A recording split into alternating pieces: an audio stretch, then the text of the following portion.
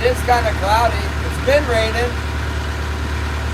I guess it's socked in. That's the problem. We're socked in.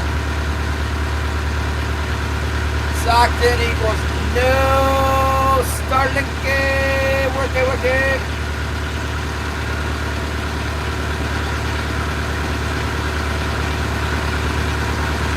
Might have to fish with no stream. I can do that. Yeah, I can definitely do that. We can fish, and we can fish with no stream. It'll be fun.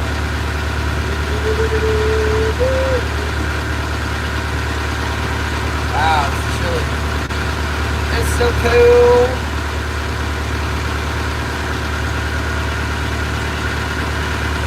Mrs. Scooter, hello, Mrs. Scooter.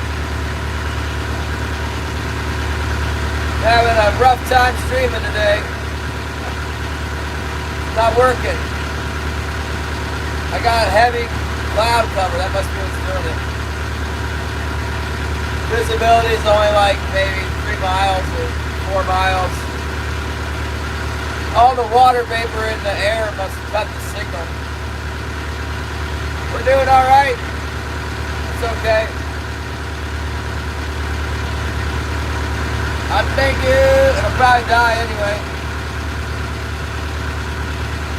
We got our deer hung up. The deer's hung up.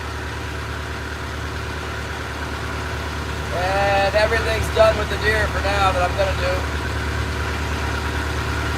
It's all put away for now.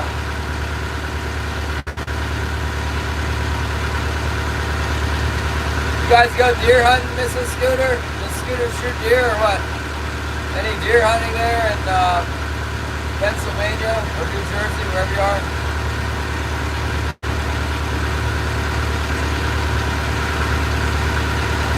Less wind today than yesterday, but more clouds. It was raining a flood just recently. I got the deer.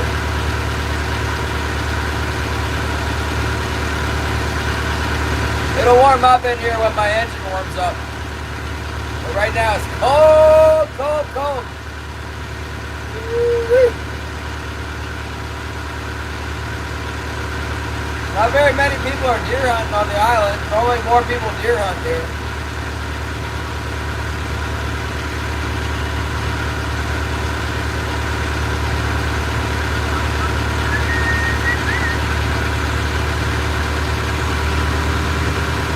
Good morning, or it's 12:01 here. Good afternoon.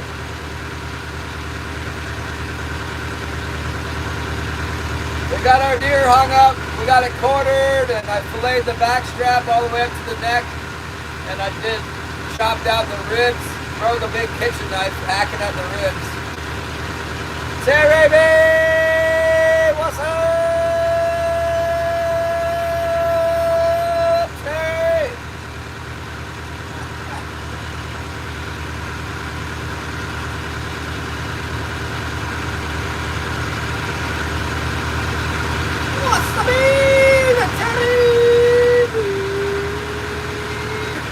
Fishing, Terry? You get the gar with the gar lure? Didn't you make like a top water gar lure recently? It was pretty cool.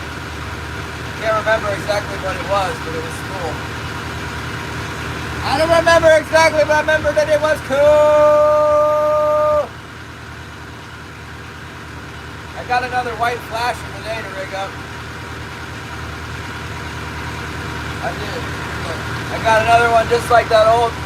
It's all beat up. It's missing the mylar, just white. They like the white flasher. Ain't been flipping no nose. Yeah, we only get one deer around here. That's it. One. Limit one. I have reached my limit. Funnel Duncan? What's that mean?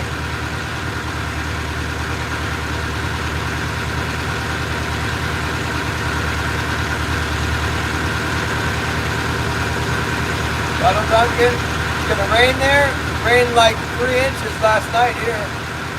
Bet you it did. Ricardo Gallivan, what are you talking about?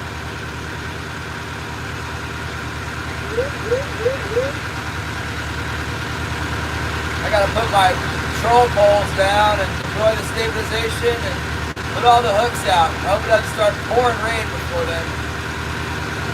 I got a little bit of ice from the cannery yesterday, and I padded my fish box with foam blankets, with ice blankets, so I should be able to hold my fish for a couple days. Maybe I catch anything. I mean, a lot of times in this spot here, we're same spot today as yesterday, and it's like small water. A lot of times it won't withstand sustained attack, you know. Get a couple out of there, maybe 2 or 3, and then the next day, maybe 1 or none. But you never know. Maybe we'll get more. God willing, we'll get 10. Tide's still coming in. Yeah, Lee, I shot that deer and walked right out. It was just like a bucket of dough and come right out in the open. Stupid deer. Blasted him. Hello, deer. Good to see you.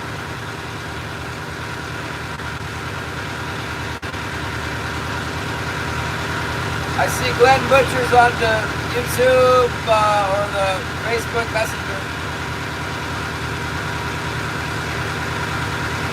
I might have to go to Hawaii with Holly. She'd probably like Hawaii.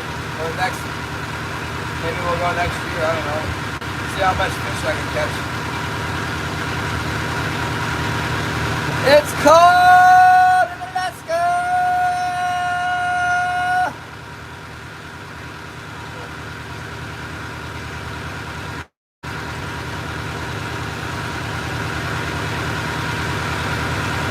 It'll warm up soon.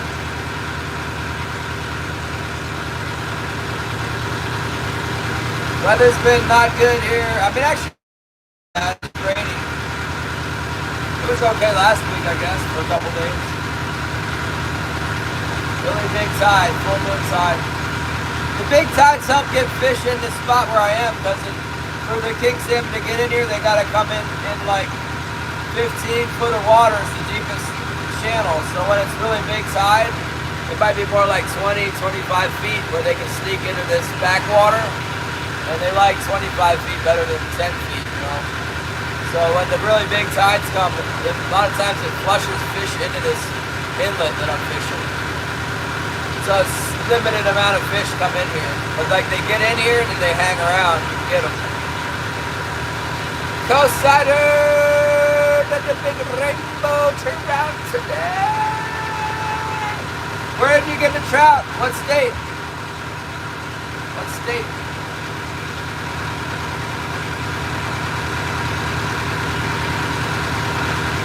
State of California.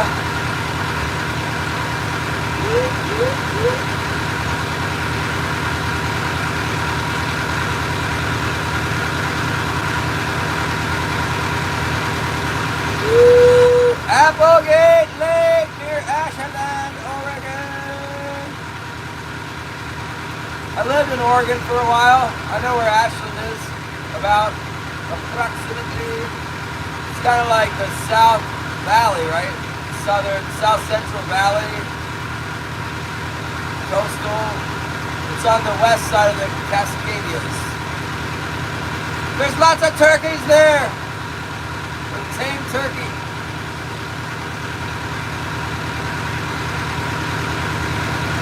At least 30 years ago, that's what was going on.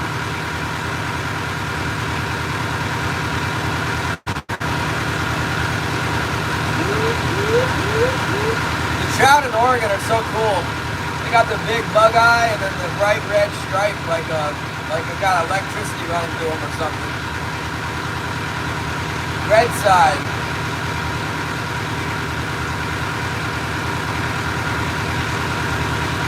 Oregon red-sided native trout. Caught my biggest trout out of the Willamette River in Eugene when I was a kid. They were so big you wouldn't even believe me. If I told you how big they were, you'd say, that's not right. They weren't that big. They were like This big, cutthroats and rainbows. Caught them on the little Panther Martin. Talking like just shy of 10 pounds. Huge trout. They're probably not in there anymore. We're gonna get our boat straightened out here and then Adam Weiss, what's up?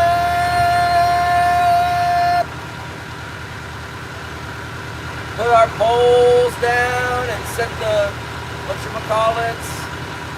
Yeah, I remember back in the day I caught these trout, they were so big I had to use my steelhead tag. Maybe it was 25 inches, like I had to use a steelhead tag on it. But it was just a trout, big trout, out of the whole limit. Okay, let's put down the rigging. You guys can come outside and join me in my winter wonderland. This swampy winter. Hey, get back, Wilson, get back. It's raining. And the temperature's around 35 degrees and raining! Maybe 36, 37 at the most. I almost cursed. It is cold. It's really cold out here. Ah! Okay. No complaining. I'm so happy I can just do this fishing here right by the harbor. I might catch a few fish. Wyatt was saying on that big boat, the Monsters is a huge boat. It's like, he said it's 50 feet. I think it's like 60 feet. It's a big 50-footer, but it's only 50 foot. It's like a tuna boat. They're designed for catching tuna. Anyway, he said they had 2 kings yesterday. That's not good.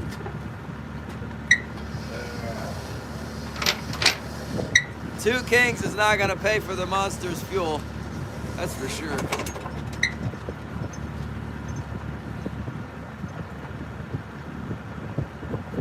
Oh, look at this! Yeah, I saw the fish.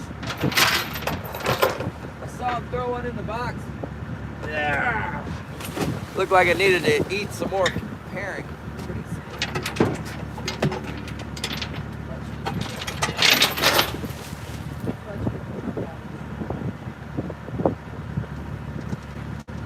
Alright, okay, we got our poles down and our stabilizers, that's good.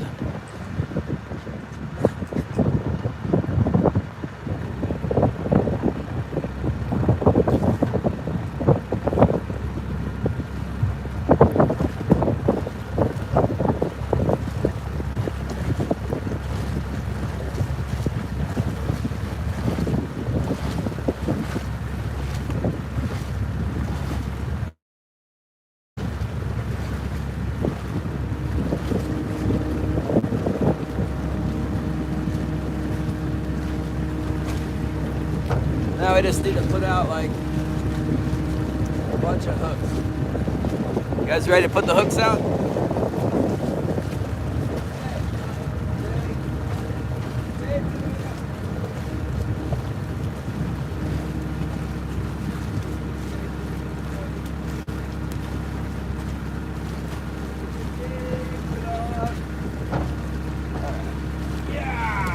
Lock Wilson inside. Got some bait fish here. Woo, woo, woo, woo. Yeah. They were biting the bait good yesterday. Well, I should say. Yeah. They were biting bait well. Here's our bait rig right here. Oh my goodness. I must not have hit autopilot on here. Come on.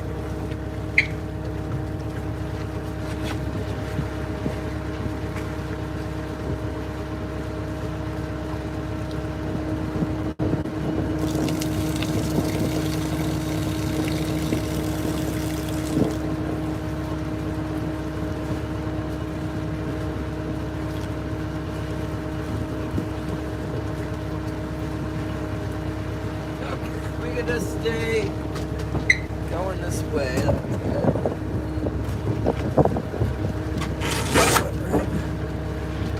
Oh my goodness, the dog is not making it easier for me here. Hold on,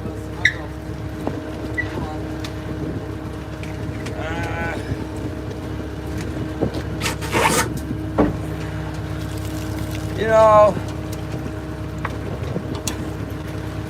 it's awful wet around here. It's just soaking wet. Everything's gray. The dog is wet. I'm wet. The boat's wet. Growing green mold all over everything. I got more mold growing on the inside of the boat. All the trees are covered with mold. You guys remember that famous American author? Had the story called The Veldt about the kids that they would like anything they imagined would come true. And they imagined that there was like, they were on the African savannah and the lions were eating their parents, and then they did.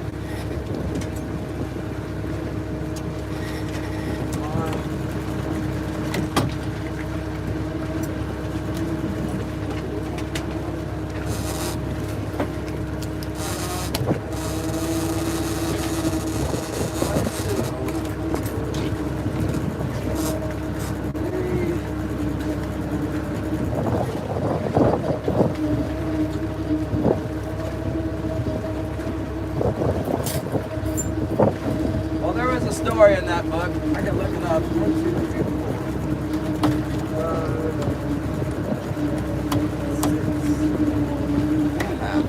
Where they were on the planet Venus and it was raining so much, and there was like the army and the guys were like drowning out in the rain. That always reminds me of awful rain. It's a horrendous amount of rain and moss. Ah!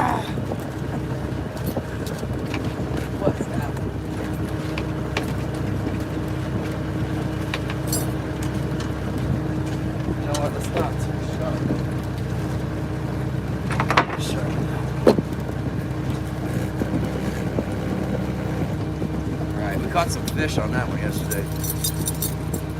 Well, Stu said you could even come out here at all. Not me. I'm supposed to be out here.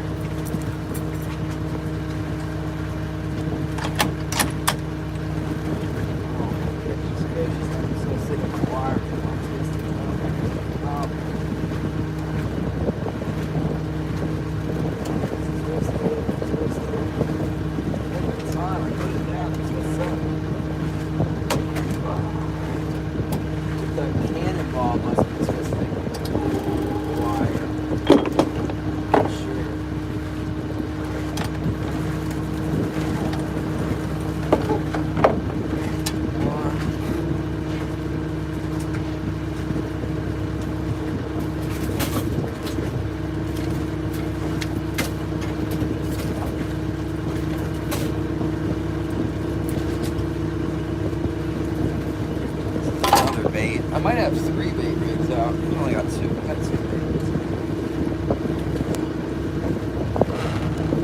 What's in here? It's Dave Logan. It's kind of a big bait for my. Come on. There we go. Alright. You don't want your hook looking like that. Still don't like it, to be honest with you. I guess. Hopefully I don't.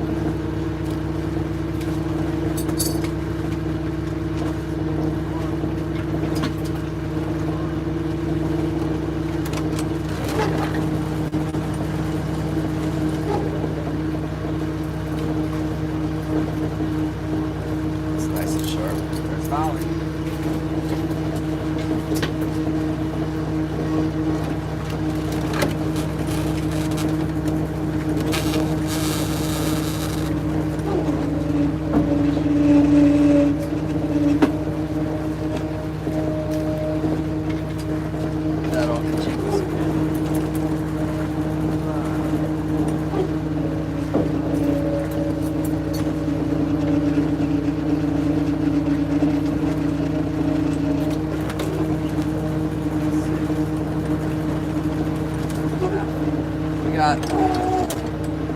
We got 1 spoon right on the top.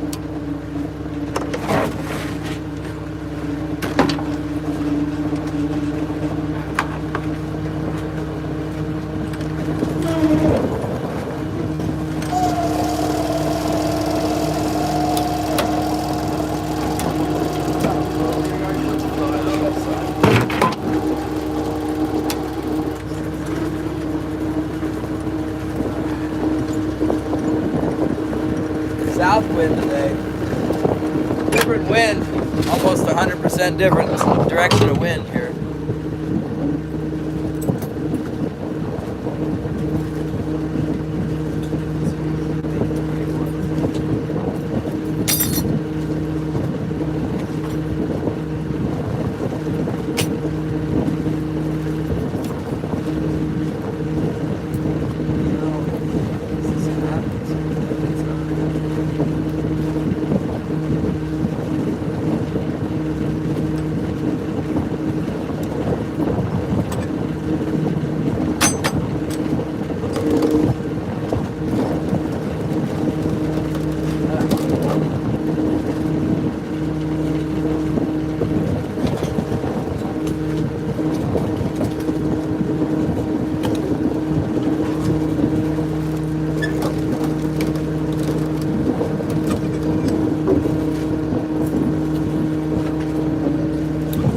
Anything on the Betchel flashes yesterday.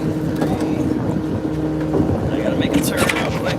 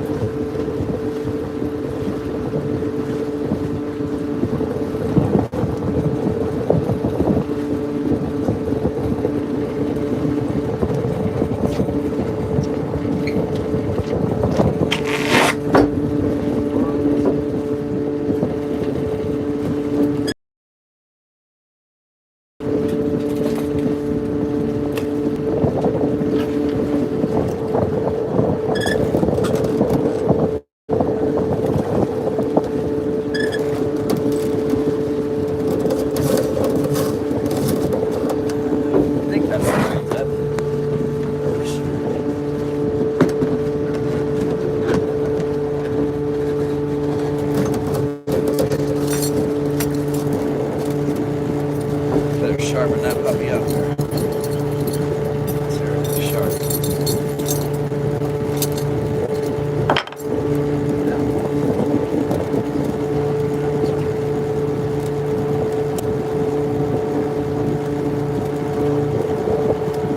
Looking forward to going back inside, I'll tell you what. I need to rig up that white flasher with a bait for this spot.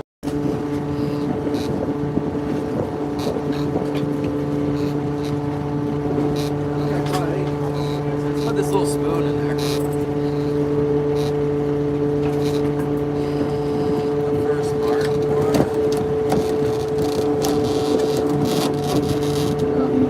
I'll put the old tried and true green hoochie right there.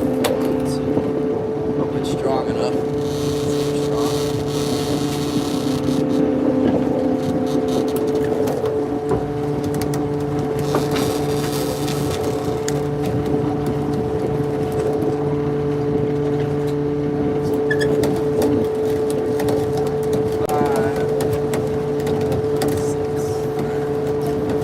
Yeah, we're liable to see the big buck now. Remember a few years ago I shot my buck early and then trolling around in here, I seen a big old buck.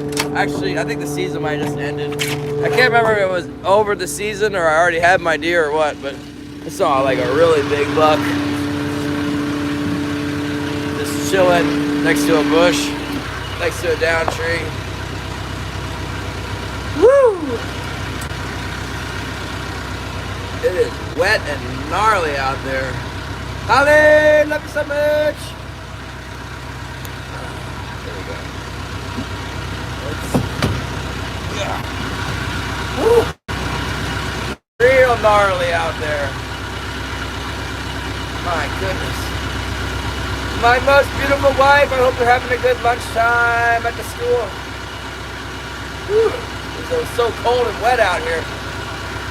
Freezing. I put the deer up though. The deer's up.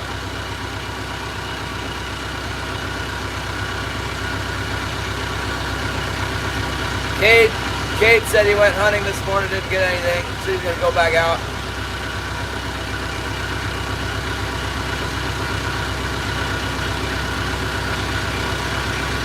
We'll be running, yeah. That deer I got yesterday was just walking. It was locked down with the doe, just walking with the doe. blasted him.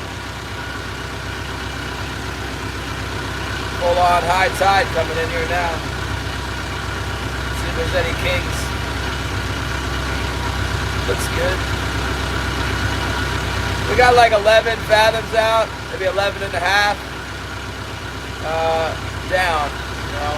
I'll hit the bottom in about 11 and a half.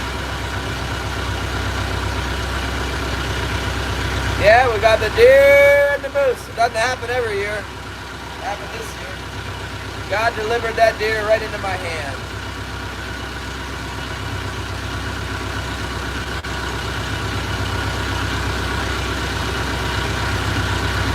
I'm gonna put the car keys on the dashboard so they don't get dropped in the water. It's our only key right now. Oh, I need to rig up that other flasher. Get on straightaway here and I'll rig up the other flasher. White flasher here. Let's see the meter.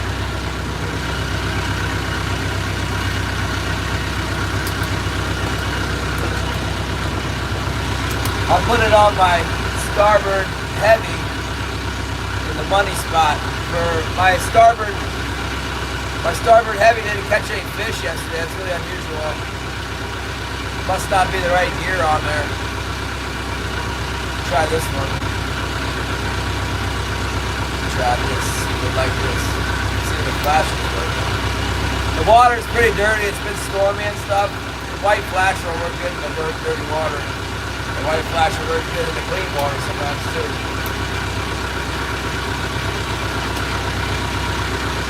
Get something coming off. Anything will work. Knife, scissors. Came daddy with a knife. I already used the knife once. Got a lighter right here. Lighter will work too.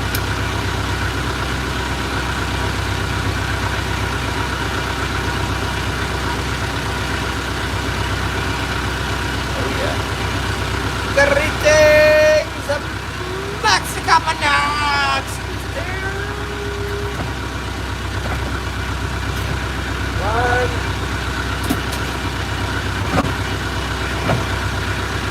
Long half. That's what we're gonna fish it at. One long half. Yeah. Maybe a little bit longer. Hey, Macedonia! It doesn't mean nothing to me. You know that guy, Dave? We're using that Mamoy Diamond high. Is it high catch? No, it's a diamond. It might be high catch, I don't know. Got a nice feel to it. They say not to burn your line because the heat when you burn it will get the main line that you're trying to save. But if you like pinch it like this,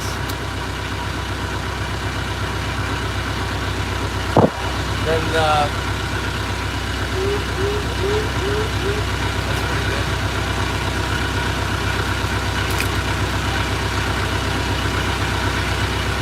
Probably shorten this up. If I make it too long on the flasher, that'll catch all the seagrass and stuff and it'll foul my rig too quicker than it needs to be fouled. That Palomar knot's really good because it doesn't slip hardly at all. I could cut it even closer. The Palomar doesn't slip hardly at all. Oh, the knife's coming in!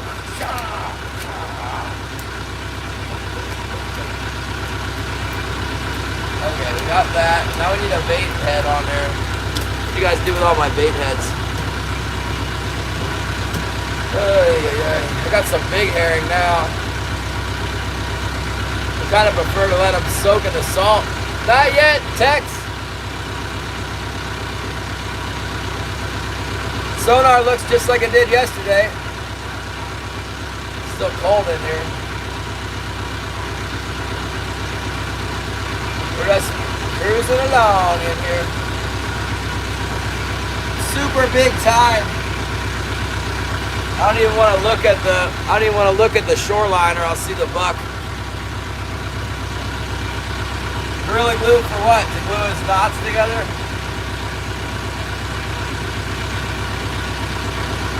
For the knot? No, I might have left my earplugs on the boat. But, oh, there they are. Earplugs work better than this. How many times can you use these earplugs before you get like Ebola in your ears? A couple times.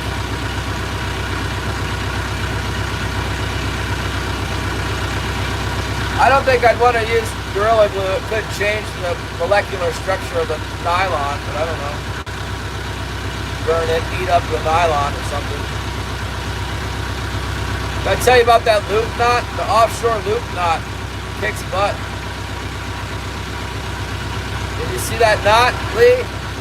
It took me a while to learn it. The guys were showing me over and over again. I felt like a retard. Finally, I got it. I shouldn't say that. I felt mentally challenged over this. I am mentally challenged over the fishing knot. It's not even feel like I am. I should practice it. The offshore loop knot. I'm gonna tie it. I'm gonna start tying it. Like, I still use the Palomar knot or whatever it is, Palomar, because it's so fast. But I need to learn this. I need to learn this one. Let's try it. Let's try tying it. Yo, yo, yo, yo! Hit the like, subscribe, and hit the like button, Landon. Thanks, bro. We're just trolling. Sometimes in November, like right about now, it can get pretty good in here. Love you, Ollie. Text me when you know you're gonna get off work. I'll come get you. I need about 30 minutes warning in here, maybe 40 minutes. Thanks, Landon!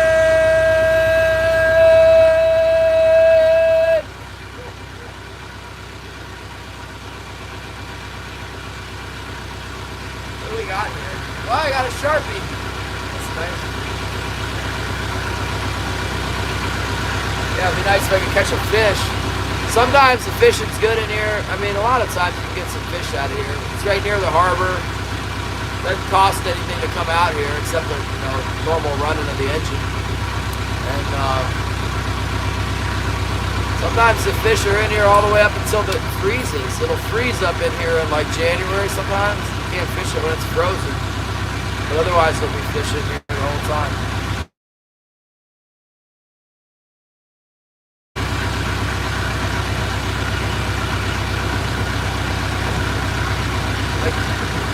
Dude, you gotta do better than the clinch knot. This is the offshore loop knot. Tie the overhand knot. Woo, it's cold out there. Forget that. It's warming up inside a little bit.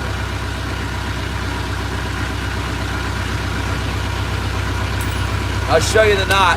The guys had to sit down with me and show me over and over again. So you got and I'm practicing for next year's tuna.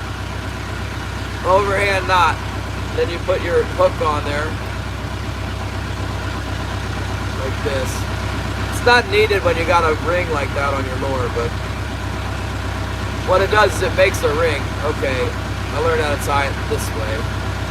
So, on your overhand knot, you got two ears, like Mickey Mouse. You guys see Mickey Mouse? See Mickey? See Mickey's ears there? One ear and two ears. One ear and two ears. So you take hold on. So you go through the loop, boom, through the loop, and then back around. Oh my goodness. Through the loop, back around, and through Mickey's ear. Mickey's ear is going to be right here. That's Mickey's ear. Through Mickey's ear, back around the whole thing, and back out through Mickey's other ear. That's this one. Like that. Oh my goodness! There it is.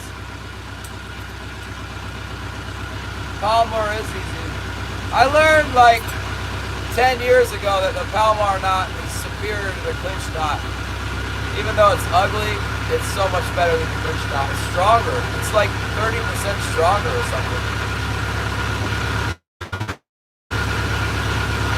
But in my testing, in my limited 1-knot test, the offshore loop knot outperformed the clinch knot. I couldn't believe it. I gotta make a turn. I gotta make a sharp turn.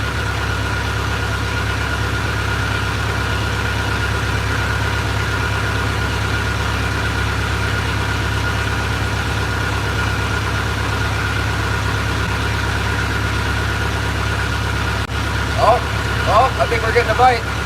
Yeah, I think we got a bite on the turn. Oh, am I getting a double bite? What the heck's going on? I think I got a bite on my float on the turn. Looks like a small biter. Could be wrong about that. Speed it up. Yeah, it is hard to believe, isn't it? We can do some further testing on that. Pretty sure I got a fish hooked up there. Could just be hitting the bottom. Getting a little shallow for the depth I have set. I bet it's a fish though. It's like either a small fish or hitting the bottom. So here's the offshore loop knot, I think. Looks kind of like a figure 8 there. And then you tighten it by pulling on this one. See? Tighten it down. Tighten it right down to the size you want it. And then you pull on this one to tighten it. There it is. The loop. The offshore loop. See it?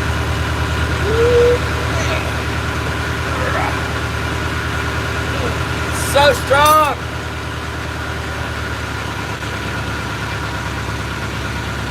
Let's see, we got a fish. We had a bite, I think. Not doing anything now. Better check. Better check and see. If I was hitting the bottom, it's even worth it to pull it in just to check the hooks and stuff if you're bouncing the bottom. Let's see what we got.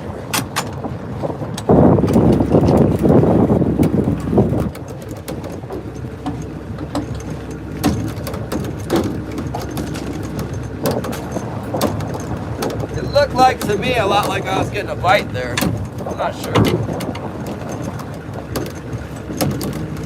Kind of looked like a small biter.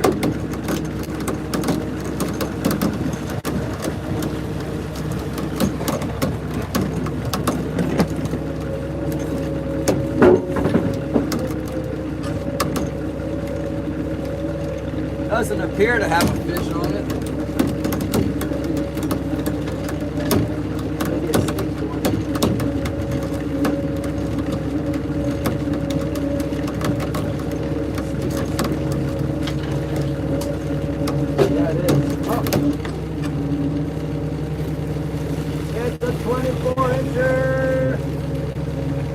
King salmon.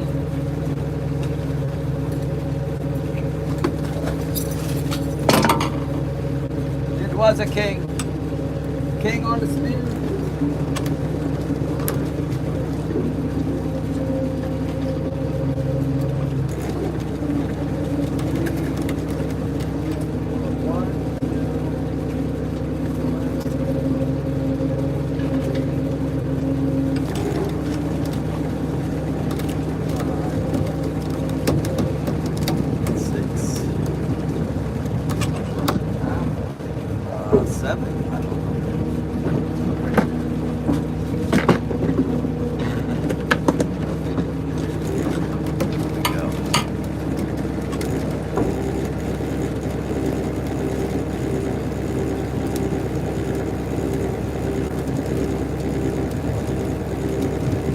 Bite.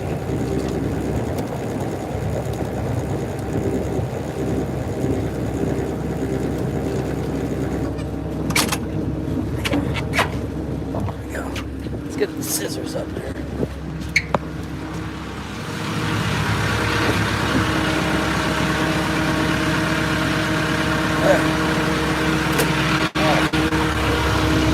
What's up with all your whining? It's on the spoon. Was on the emerald spoon, or the gem they call it now. The gem, got him on the gem. shorter. It was all the way in the back of the inlet, at least as far back as I can get.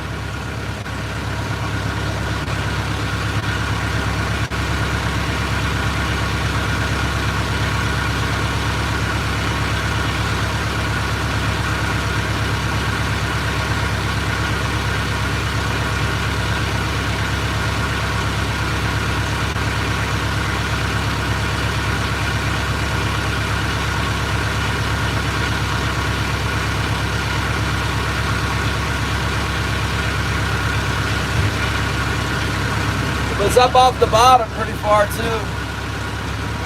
It was up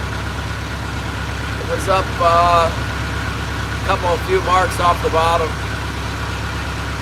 Just kind of swimming around in there, you know, eating up on all the herring. Be my guess. Look at that.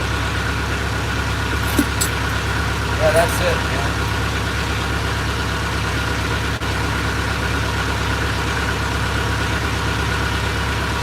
I have to look that up again and make sure I'm tying it right. Yeah, I have tried it. I got some once. It worked all right. I really like the finish on them, you know. I like the finish. I got some that were like watermelon, like a shiny watermelon color, and they work all right, but I don't like split rings. Split rings are for sports fishermen.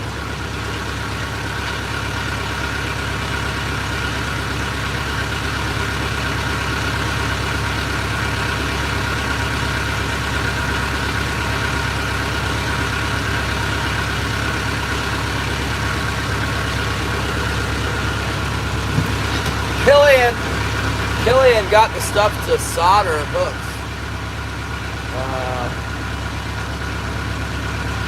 He got the soldering equipment, like silver solder or something.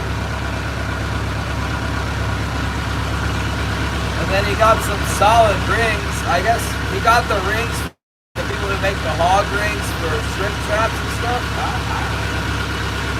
He was, like, we got some spoons. There was this guy on Facebook.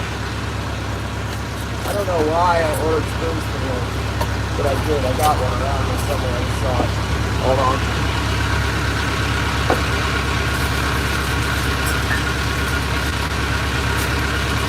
I don't know.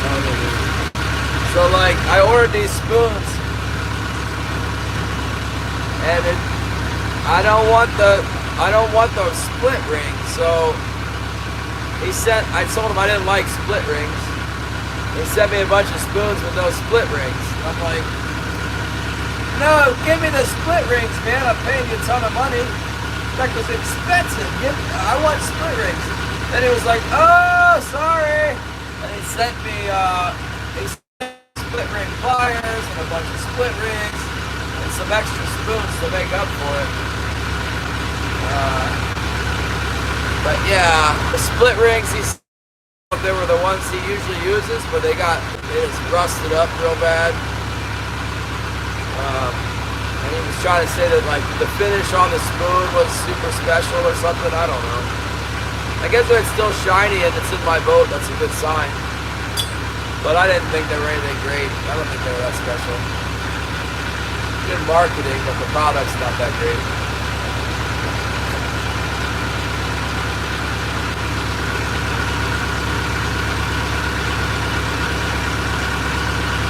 Shouldn't even look in the woods. I can see the big buck by looking at it.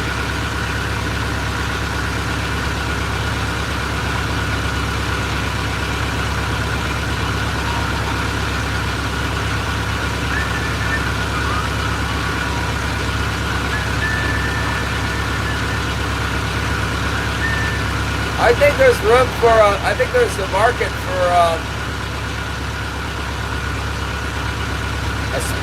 Spoons with solid rings, you know, they don't make them anymore.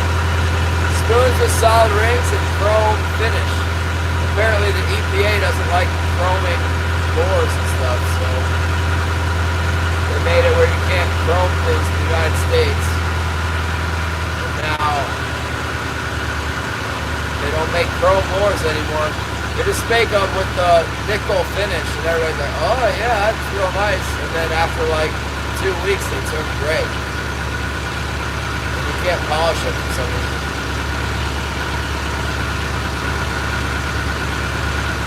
Good. The Gibbs spoons are nickel. They work for a while and then they turn dull. They're kind of dependent on the paint. So I like bright spoons. I should get some spoon blanks and send them to China. That's where everybody's sending stuff to China to get chrome. I think the Canadians can do chrome too, but apparently they stopped us from doing chrome in America. What's the world coming to? We can't even make chrome lures anymore. That's how those flashers got to be so expensive. Because like the regulations on the chrome or the metal or something, they claim that it needs to be $50. Woo! It's warming up. Can't see my breath as much now. The cabin's warming up. That's nice. There we go. We might have to wait for the tide to go back out. That's what yesterday we were fishing outgoing tide. It's like slack tide right now.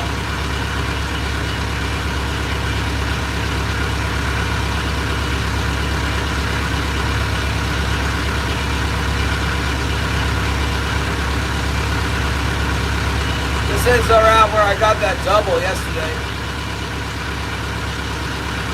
Not expecting a repeat, but you never know.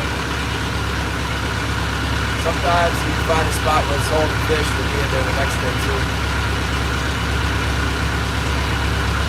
Just kind of going down the same bank. I caught all my keepers along like one side of the inlet. I'm working that right now. Looking for another one. I should probably go somewhere else since I caught the fish out of here already yesterday. But I'm gonna try it first. I'm gonna try the same area. Sometimes they just keep coming in November. Yeah. So the tide will be a little later today. Oh, it's almost 1 o'clock already. I've already been at it for an hour. Well, we got a bite, but it wasn't big enough.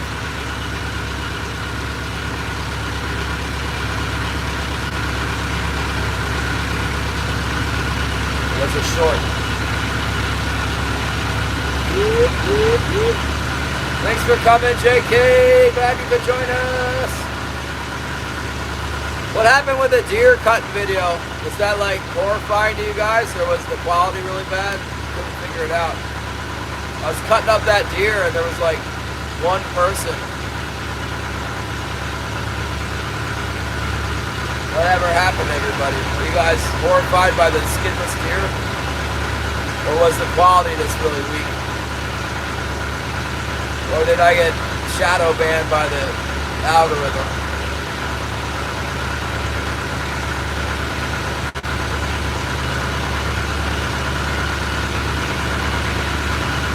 Guys were telling me right off the bat that the quality wasn't good for this, wasn't clear, yeah.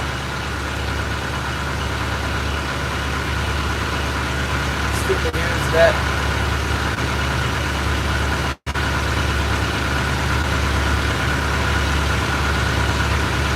Yeah. Blurry and skipping. That's lame. Well, it's good to know. It's kind of weird. You know, I did a long live stream from my house one time, threading herring, and the replay was clear. I wonder if the live wasn't clear, but only the replay.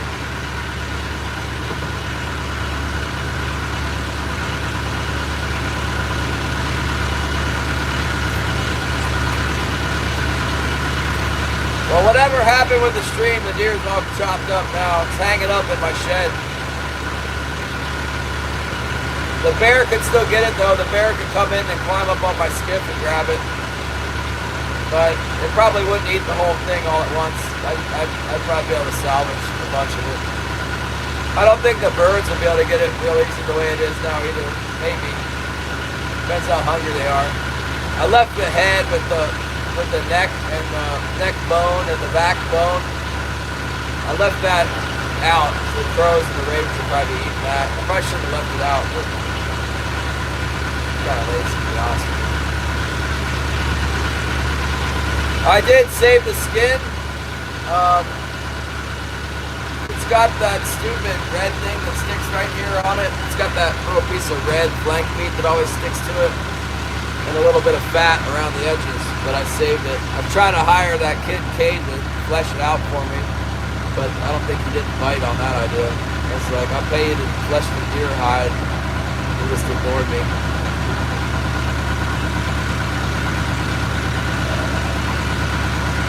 He wanted to do the deer. He wanted to do a European mount on my deer head, and I'm thinking, like, I want to stay on his parents' good side, and boiling deer heads in the front yard is probably not gonna help with that. I told him I'd pay him to cut the thing off, give me the skull cap. So that's what we do with scrub butts, is cut the skull cap off. You get a really big one, then you get a shoulder mount.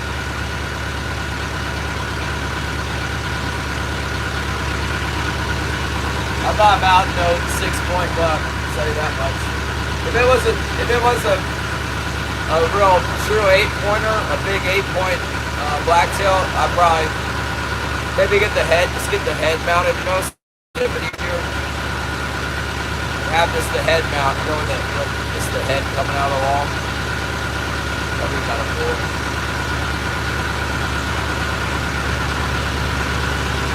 I've got 3 shoulder mounts in Virginia, but I actually finally got my inheritance figured out, I think, in Virginia, so I should be able to build in Fluvanna County, Virginia, and Central Virginia. Put my deer heads up on the wall there. I had to stop going on vacation to Mexico on the long range road so I could afford to build another house. I need to build 2 more houses. Isn't that crazy? I don't know if it's gonna happen. I guess Holly makes a lot of money too, so make it happen.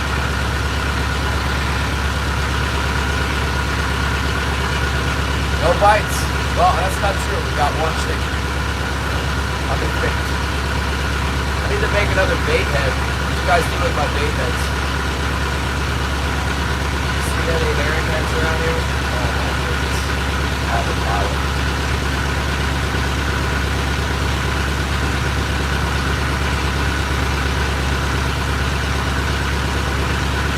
There's B Savage.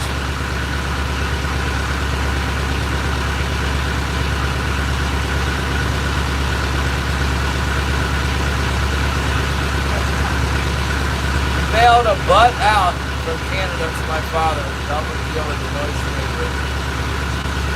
Oh, there's a bite. It looks like another shaker though. Come on with the shakers. Get out of here.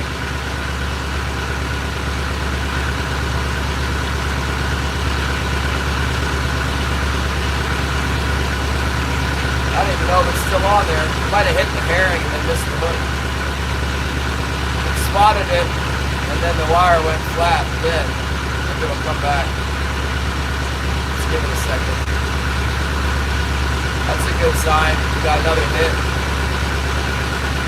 There's some fish in there next day. I wonder if they just knocked the bait off of there or something.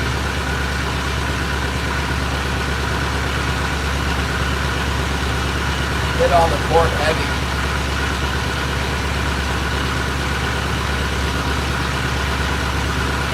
My windows are all fogging up. You know what the deal is. Flooded down there? Doesn't look flooded.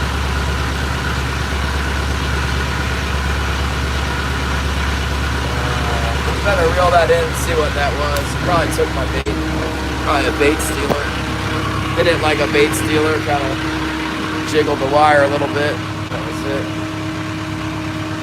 Take this old herring here with us.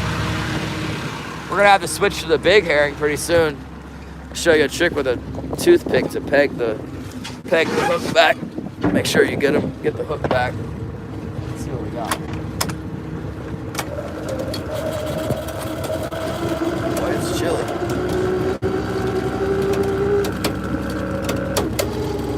I think this was a miss. Swing and a miss.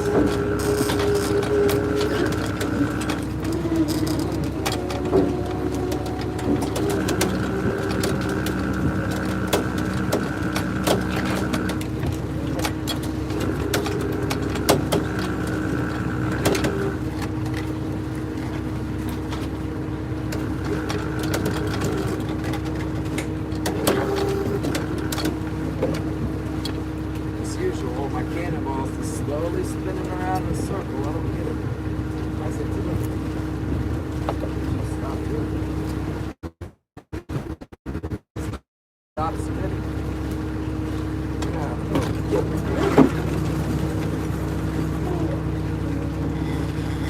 Still got my bait and everything.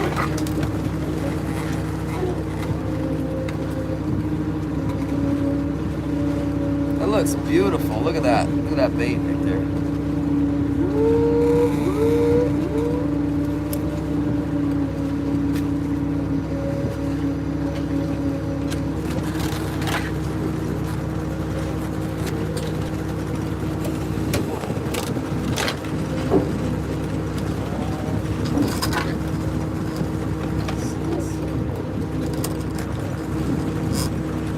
Must have hit a spoon, I guess. I don't know. If I didn't get him, it might have been a big one, you know. If I had the hook sunk in him and that's all that they did to the wire, I think it's a shaker. But if it's just striking it and then didn't come tight on it, might have been a big one. I don't know.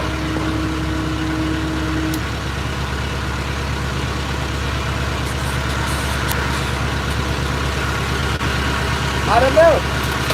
Find me a big head. What is all this mess? Let's spin up some trash. Oh my goodness.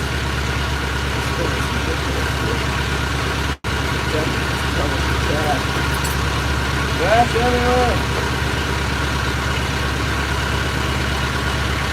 I think I'm gonna let go of this phone. I'm gonna let it go, guys. Let it go.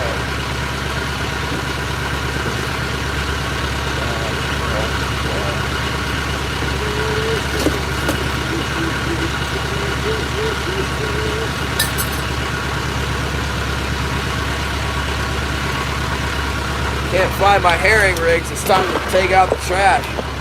Crazy up in there. Too much junk.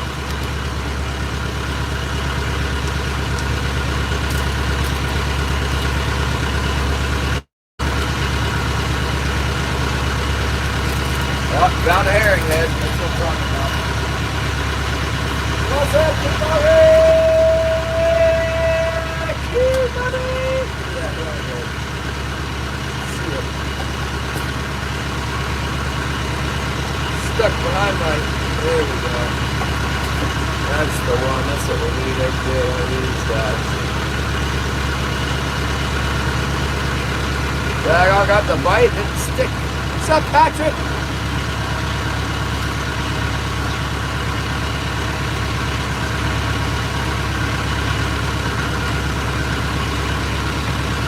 Just in time for the regular bait head. This one's got a hole right in the front of it, see?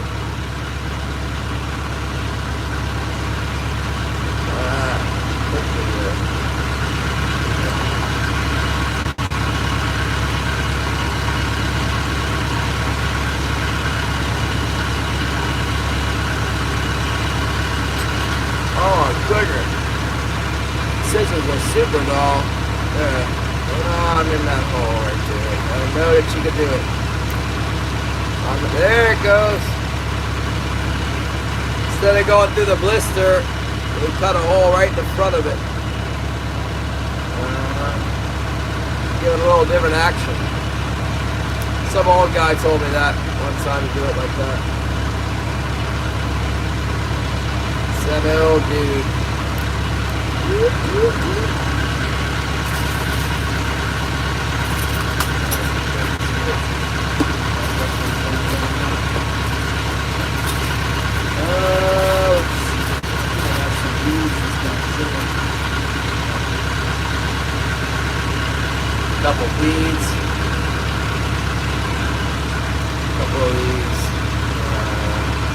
beads.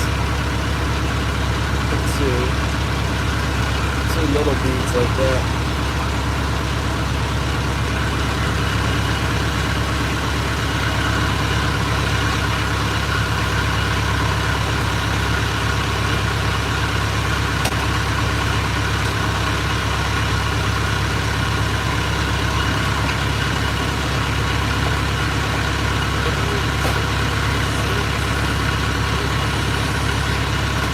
Set them out.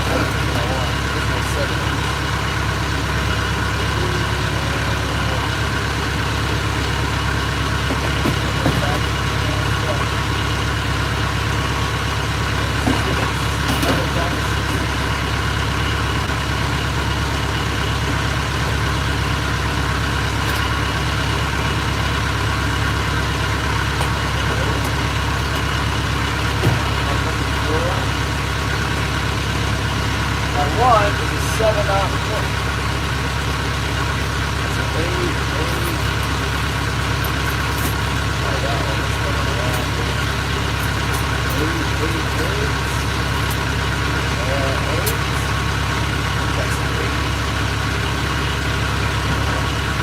That's what I was saying is the 8/0. The straight .8 is too big. It's a little bit too big. What I want is an 8/0, I mean an 8/0 claw point or a 7/0,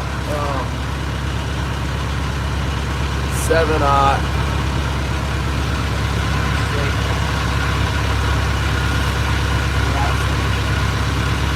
I got a whole box of it.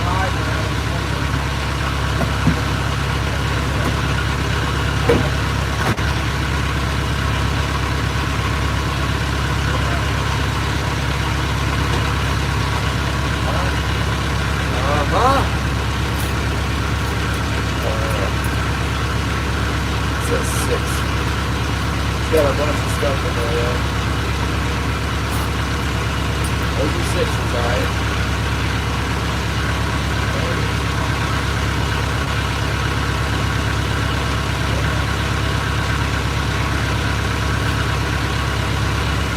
I guess we're going to use a 6.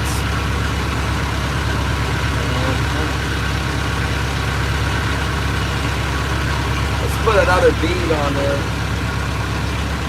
Put one more bead. Maybe that's not the right bead though. One of these beads on there. Saw gold star, horn. Gold star, silver horn, and cheap. Metallic gold color. There we go.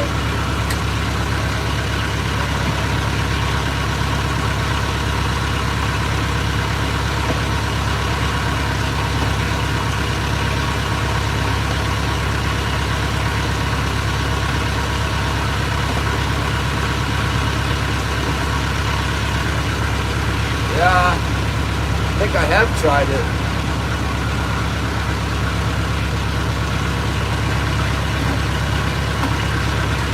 Apparently I need some more. Ah, Subi! We got the gift membership. Thanks, Subi! Bend this thing too.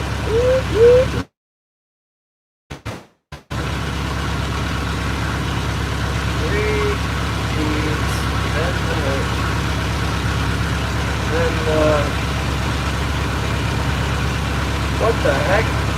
Honest to goodness, I think I just saw a salmon jump. Like a small one. That's unusual. There's some weird stuff going on around here.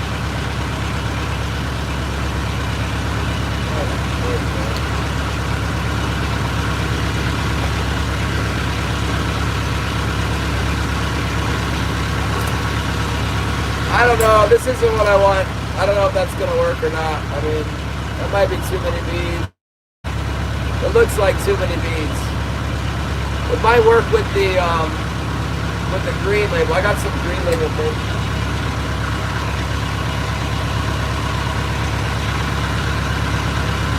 Let's try it out. Let's see what happens.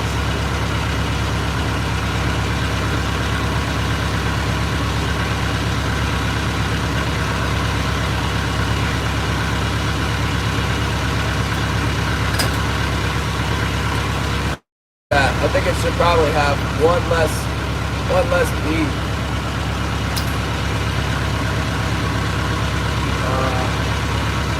Did I just tie up this GLACIER?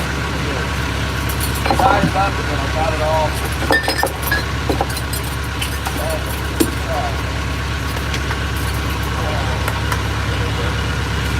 I found a stubber. Let's put a stubber on it.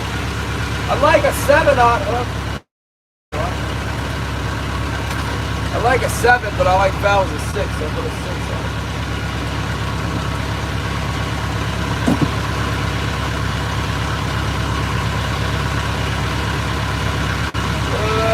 I really should order some. I really should order some 8/0 claw. That's what I like the best. 8/0 claw mustad. But I don't have any right now.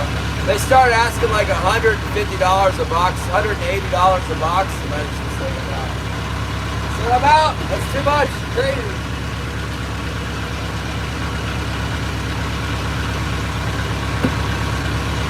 But if we start catching some king salmon here, we start getting some kings, I'll order some. But it'll be worth it. You know, I like them on my big spoons, and I like them for my bait rigs. But for scratching here, trying to pay my bills and stuff, I just use what I got.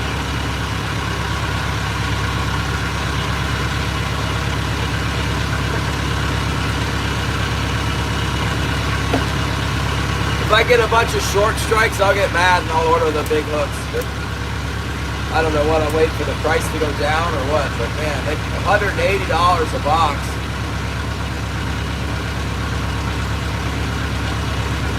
The heck? That's too much. $180, that's too much.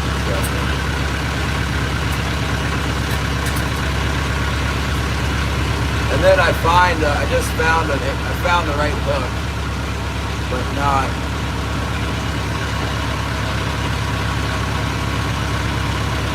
Get another 100 in a box. But they used to be like 80 bucks. Now they're 180 bucks.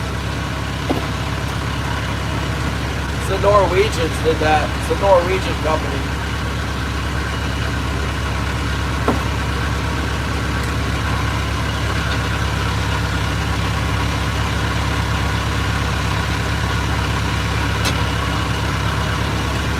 Norway. So weird. I wonder if that stove works to heat up that tea. Hot tea sounds better than cold tea.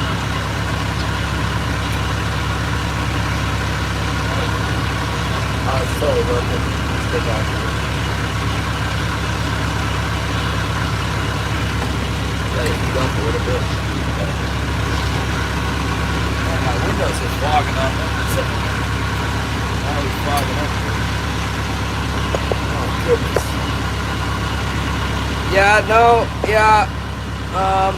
I've had bad experiences with other claw point hooks. Sometimes they make the claw too much like a circle hook, and then it sucks. But on the 8/0 hook, it's so big. If the claw is too much over, I'll bend it back out. But I don't know, man. It's like a different gauge hook or something. Better. What's up, Cat and Jack? Hello. Give Jack a good petting. Pet Jack for me. They caught all the fish out here yesterday. Or maybe it's the tide. I don't know. Let's keep trying. Keep trying.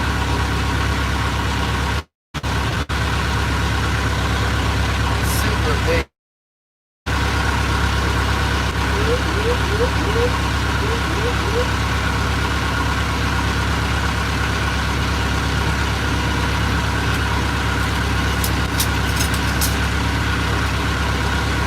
10 for 50 bucks, that's terrible. You could buy a box of them I don't know what the current price is, but it was like, it went way up high and then it came down a little bit and then it went back up again.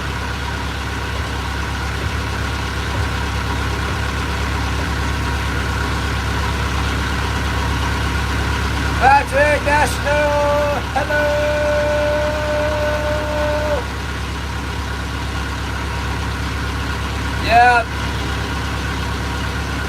Yeah. The problem is with these A-dot straight hook, A-dot straight, the straight 8 is huge. It's too big, man. Look at the size of this thing. It's like, compared to a 6-dot, let me find a 6-dot here. Here's a 7 straight. This is a Mustad straight 8. And this is a, I think this is a QI straight 7. They're like, there's a huge difference there if I touch them together. It's major. This one's too big. It works good on spoons, plugs.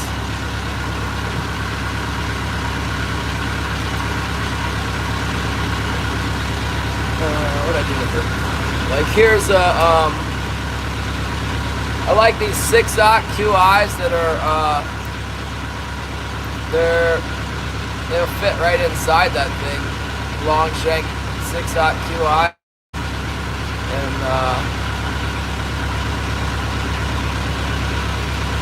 I like these if for a small hook. See the difference? That 8-dot's just a little too big. These are nice for like a small spoon like this.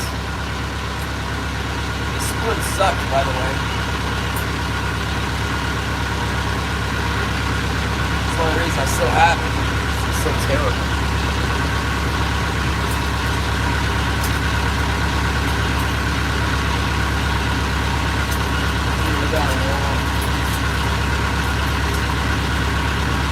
Might have one of those big knots on one of my old spoons.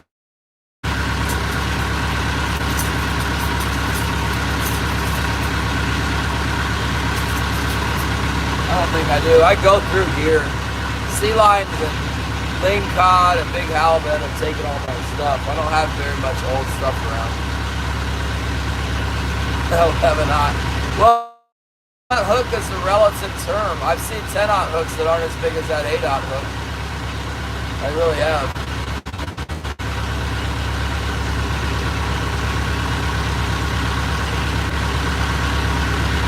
I bought some QI hooks. Last year, I think it was. And I think I did it again this year because they were affordable. They were like, instead of $150 a box, they were $69 or something like that for 6-aught hooks, and they're just junk, man. They're like so weak and thin, they bend out. They're just terrible hook. But like that small hook I showed you, this one, it's a certain number. This is the QI, it's like a S165, and the wire gauge is pretty thick. But they made some 6-aught hooks that are just junk, like cheaper, and they suck. I mean, I fish them, but they're not good.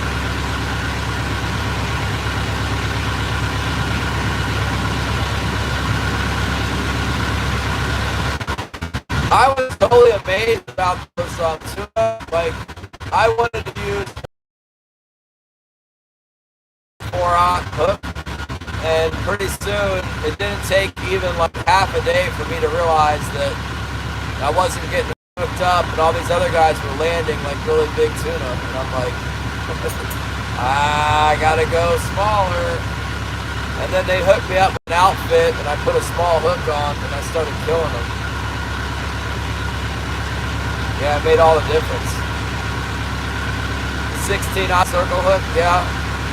I caught a halibut that was so big on a 16-aught QI circle hook.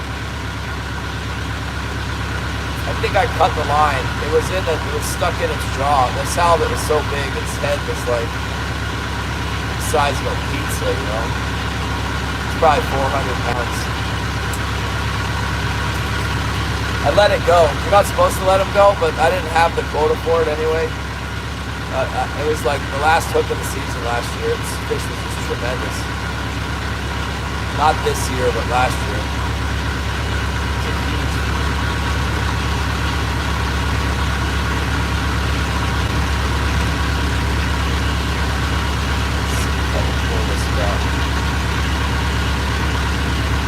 And the sonar looks pretty good. There's lots of feed in there. It looks about like what I would expect. It's like normal. Everything's... I always like to say, oh, it's the worst year ever! But... sucky. It's like November's not been very good for a long time. Plus, I'm right next to the harbor. I'm sure it sucked for the cannery. Nobody's fishing. Nobody wants to go fishing for $9 in the morning. I don't blame them. I don't blame them a little bit. This is Lipton's tea, regular tea. I drink all kinds of tea. There's a few teas that I don't like, but I can't name them off the top of my head.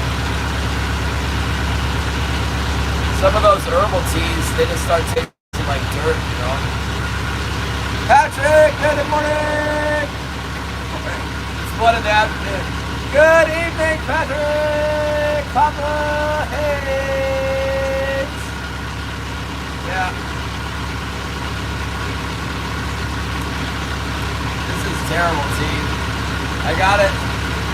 I probably should have boiled it. I got the water from up on my roof. I had some pots just sitting up there and filled up with water, but I think the crows have been up there like cleaning their broken mussel shells and stuff. Oh, I've got bird breath in it. Happy poop! Oh my goodness, you guys, don't start slinging the poop again. Yesterday was outrageous. I guess I shouldn't complain, it all adds up. But I had... Shannon decided he was going to dump like $10 worth of poop on me. Happy poop times 75, 2 or 3 times. I had 2,000 joules of poop.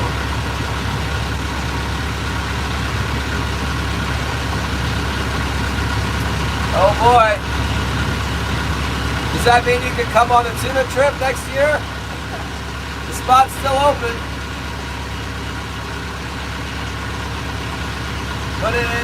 Put the Social Security into the tuna trip. A couple checks will cover the deposit.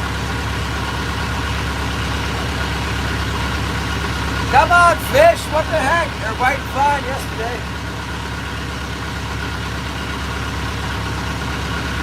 We'll have to go to another section of the drag. We'll go somewhere else. We fished out the front part of it. We'll go to the middle.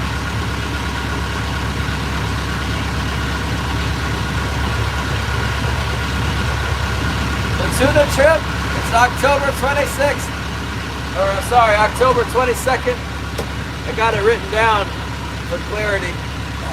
Here. It's October 22nd, 8-day tuna, 2026. Out of San Diego, and wahoo too. It's like a lot of wahoo there. Wahoo, yellowtail, yellowfin. I like to say mahi-mahi. We always call them mahi-mahi on the East Coast. They call them dorado on the West Coast. And what else? Like random bottom fish are there too. I'm so stoked for that trip. I got like all this rod building stuff. Gonna build some cup rods and shit. Probably break them. With all my other fishing rods. Broke all my fishing rods that I broke. Come on, fish! Quit messing around. We're all waiting for you to bite here.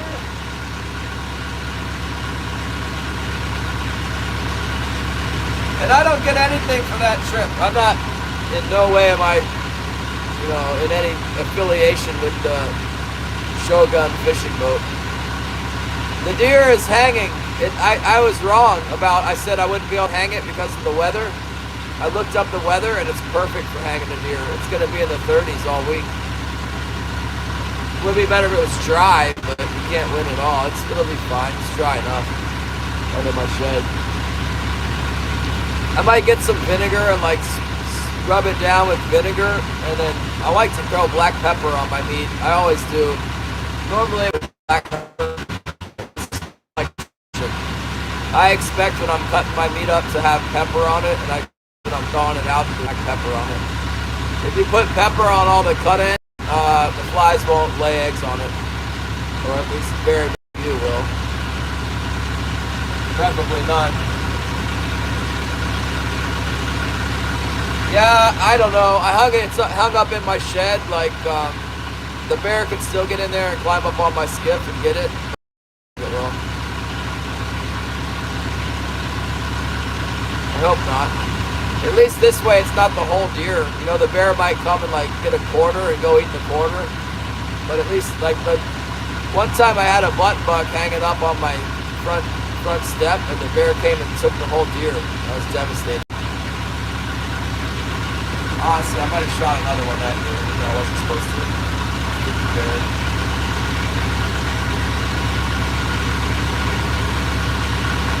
That was many years ago. Yeah. You're right. You're not supposed to shoot them for eating on your game meat, but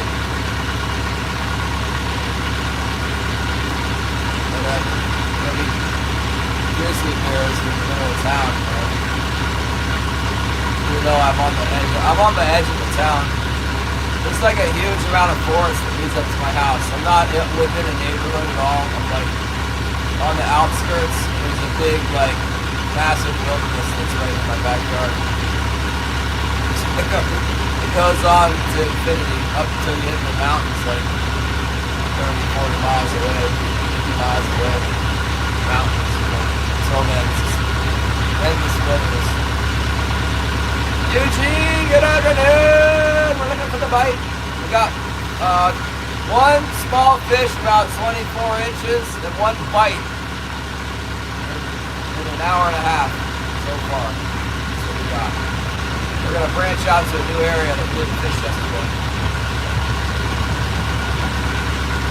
Let's see if we can get anything over here.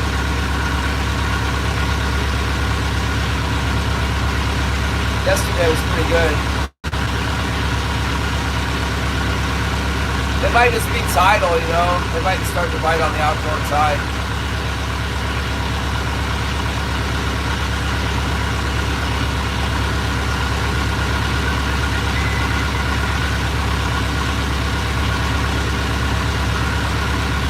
I never found the bullet from that deer. The hole was only like this big in the skin on the entrance, but on the inside it ripped a pretty big hole. I mean, not too big as high-powered rifles go. It's like the hole's like maybe as big as a tangerine, and then it was bloodshot for like this far around it. There was no exit. There was no exit hole. It must be stuck in the spine or something. There wasn't a whole bunch of destruction up inside the deer either. It was perfect. Killed the deer cleanly and didn't blow it up. You know, I hate that when you shoot one with a rifle and then it's got a hole the size of a cantaloupe on the other side of it. Half the meat's gone from the front of the deer, you know.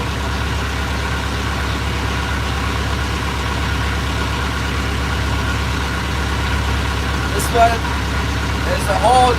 I hit it just under the back strap, and I was up above it a little bit, so the bullet it got like part of the liver. One lung was pretty total, and then it must have gone and stuck in the brisket or something. The bullet might be like in the front of the rib cage. I didn't find it. It wasn't stuck to the hide, you know, when I skinned it really carefully. I mean, it might have gone up into its neck. I think I saw a little bit of blood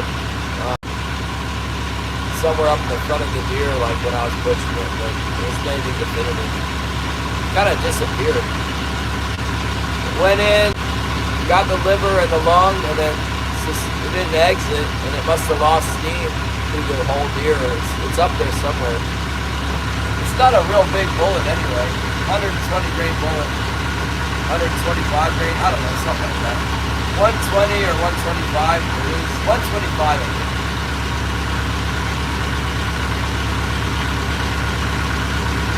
Worked great.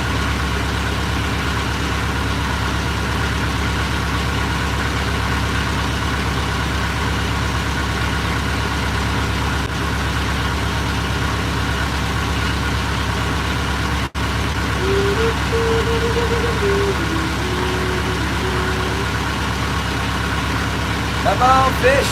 Going a little fast. I need to slow down more.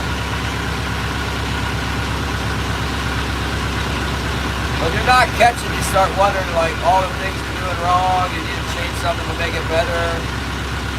There's just no fish. They're not biting. What's just happening?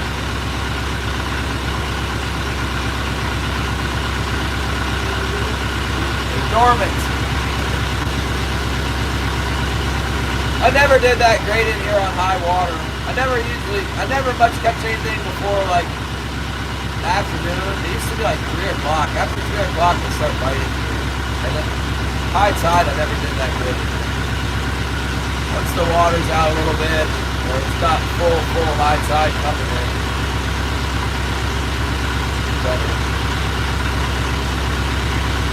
better than this.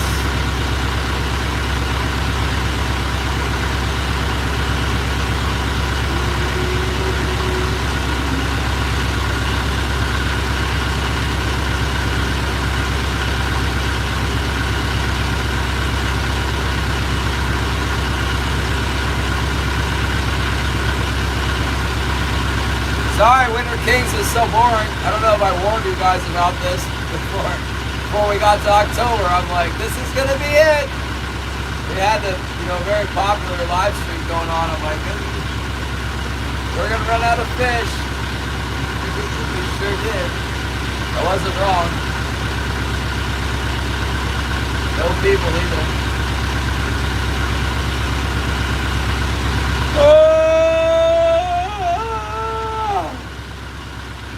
I'm looking forward to tomorrow when I can go up the bay. Back to that spot. I don't know, hopefully the fish will still be in there. The feed was looking pretty good last time I was there. Hardly caught any fish, but the sonar was looking great.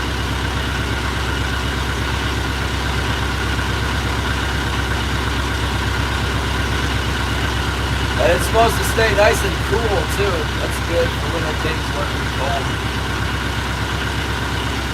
So like once the water is really cold, then you want it to be warmer. It's like, okay, that's enough of it.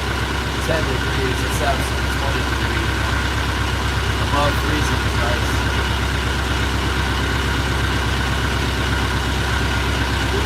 Los Chris, what's up? Where have you been?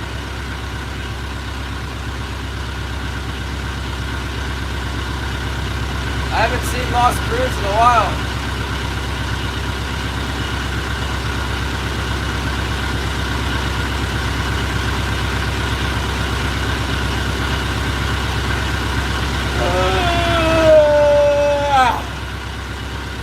Oh, school. Oh, that's right. Aren't you in like seminary school or something?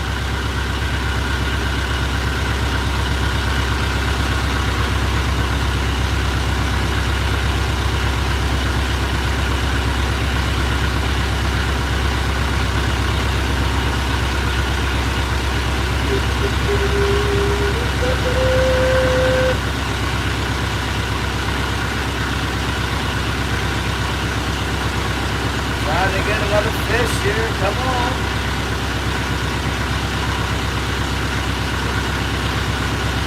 This is the most popular part of the drag here. We call it drag. This is the main drag of this whole thing. That's been produced for a while. Maybe today's the day it'll produce them. If not, I'll be forced to circle around, not catching it.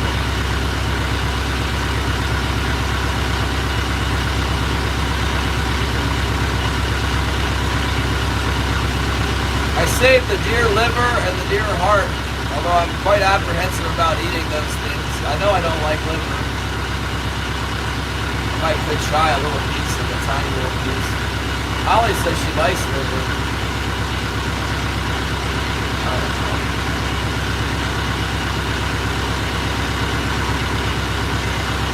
I don't think I like it.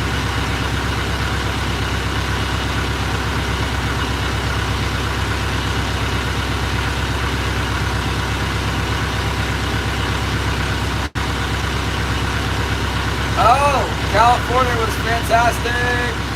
It was actually kind of slow fishing, but it was so exciting, like the kind of fishing that we did. And it just wasn't like a slam dunk. A lot of boats really did like fantastic, and we kind of failed in comparison. But even that was amazing. It was like so much fun. And I lost a big tuna, and I lost a big dorado. Another thing that's missing is I still don't have my fish yet. The fish is coming like eventually. There was a 2 to 3 week delay on shipping. We're gonna ship it air cargo, frozen. There's a big delay. Who knows what'll happen now with the stupid airline delays, canceled flights and stuff. Oh, my fish doesn't get ruined. That really sucks. Either way,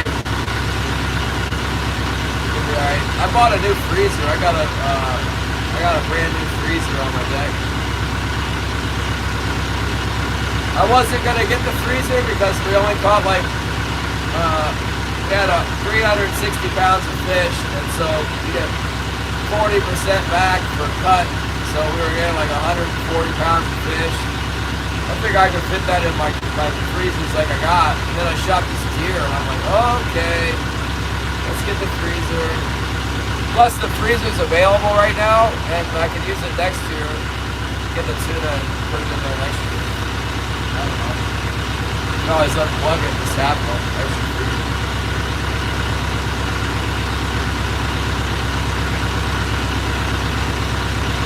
Give it to Wilson. It's freezing out here in Alaska, NJ. It's probably pretty cold in New Jersey too. It's 37 degrees-ish, I feel like. The weather said it was going to be between like 30, 38, 35 or something. Pretty gnarly. It's got one little one and one bite today. Looking for my first keeper. I didn't really have time to go out to the good fishing grounds because I processed that deer, butchered the deer, hung it up. Actually, it's not processed yet, but it's hanging. I'll probably put it in the freezer on Sunday.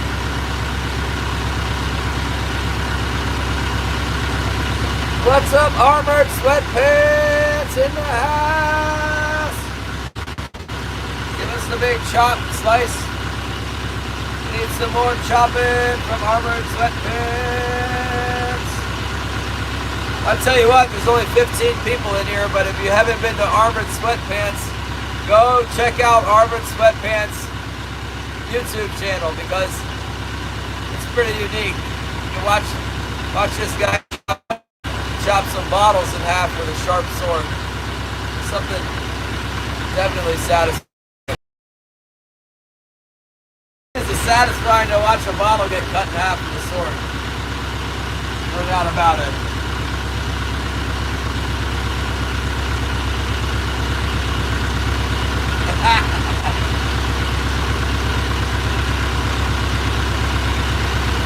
Date Smasher! Woo! Let's go!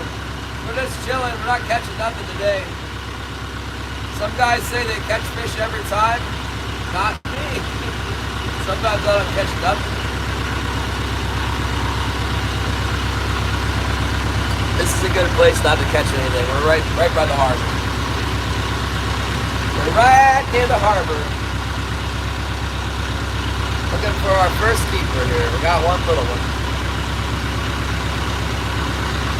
No problemo.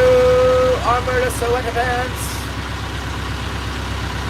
Oh, fish wrapped in bacon. I think we're having back straps tonight. Back straps. And then I got to go to a basketball game, school basketball. Holly said she's expected to go to the basketball game. So I'm like,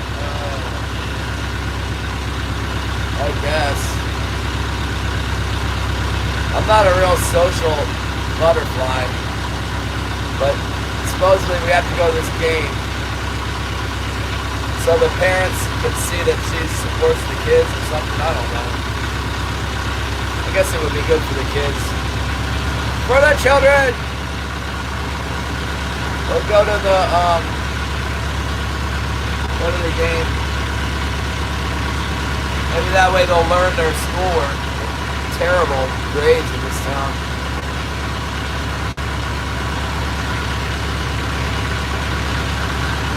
Turning around and going back into the... At least I'm going to go back. I'm going to go to the other side of the inlet here.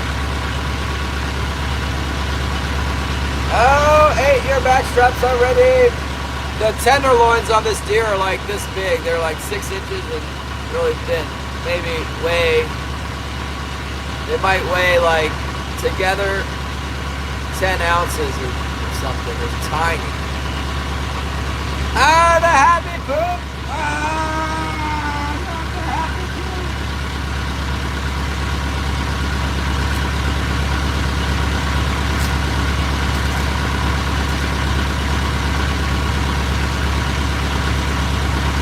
Thanks for stopping by, everyone! Tap the screen, like and subscribe. Thank you, Patrick, for the 100.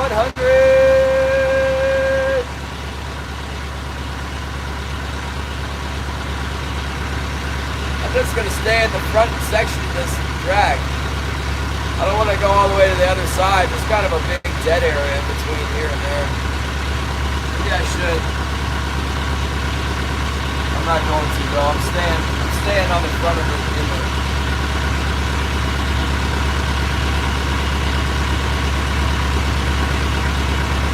We did get a couple bites. We'll try again. We'll go back down that same line in the opposite direction a little bit. And if we don't, maybe we'll go in early. End my suffering. Save the fuel for tomorrow. We'll go out further.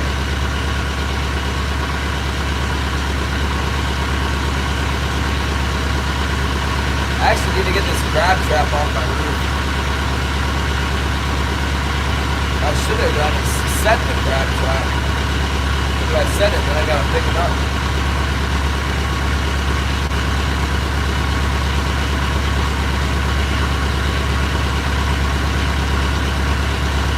Bacon sounds good though. I should have taken some bacon out of the freezer. I got some in the freezer.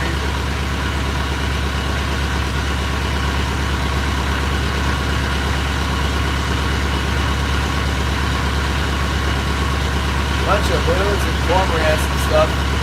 Balls right out in the middle of the inlet. It's real good. That's what we want to see.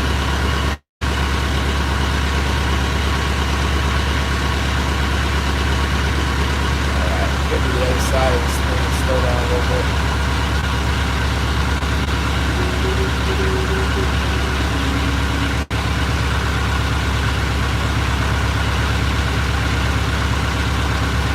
Somebody texted me. Edward with the happy poop! Oh my goodness! Oh, that's what kind of fishing this is. This is a happy poop fishing day. We're not catching nothing. We're just drowning some herring. Oh, I see a mark that looks like I don't like a fish. Come on. Hit. Hit. I'm not gonna touch nothing. I'm not speeding up, I'm not slowing down, I'm just, come on, be a keeper, come on, there he is, oh, come on, eat that thing, come on, oh, it looks like a shaker, Got him hooked. I'll show you what that looks like. I know you guys like this part. There it is. See that thing right there? That's a king salmon coming up to attack. Just a little bit small. Maybe the next one will be big, you know. Yesterday we had all keepers and one shaker. Today it's gonna look like shakers. Maybe it's swimming with the boat. I don't know. Let's go out there and reel them in. See what we got. The little ones usually don't come off the hook. The big ones sometimes you lose them. Figures though, you get the little one on there, they never get away. Let's see what we got here.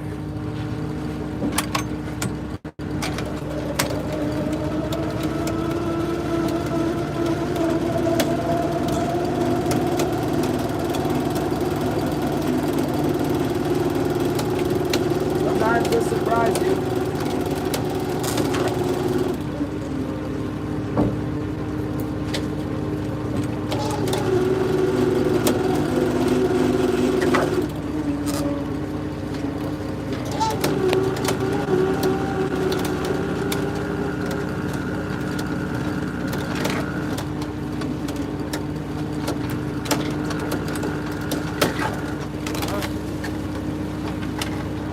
Fish is awful close.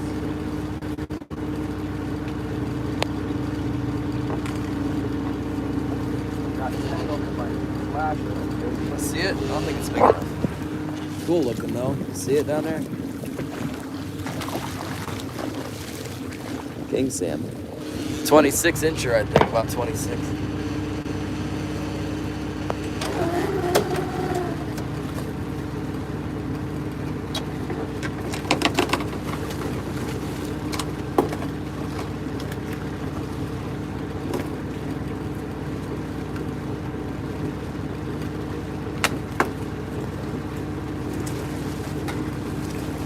Close. Look how that.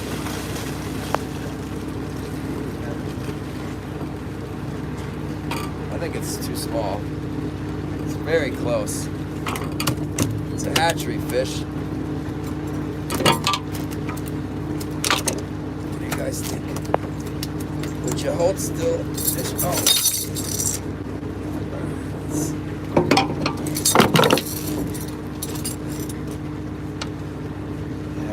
Too small. Fortunately, I ripped his lip.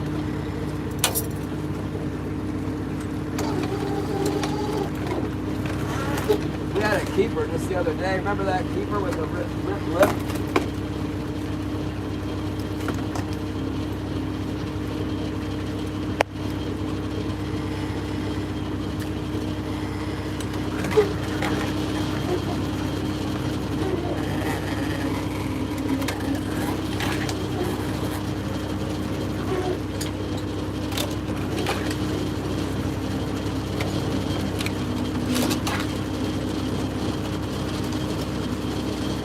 That was close. That was closer than the first one shot.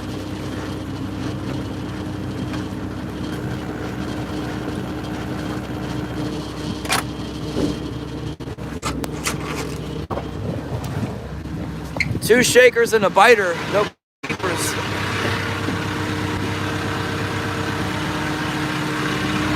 No, it won't take it a year to get big enough. It'll get big enough quick. Maybe a couple months. I think it'll be big enough. 3 months maybe.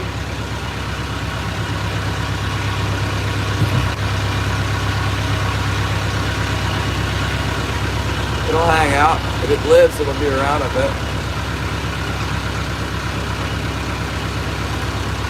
I caught one once. 3.5 large yet. No! I got 0 today. 0!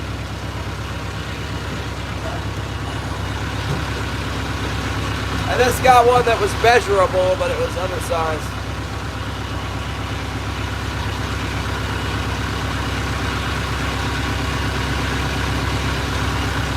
Got him on the old emerald spoon. It was a sonar fish too. We saw it on the sonar. That's always fun.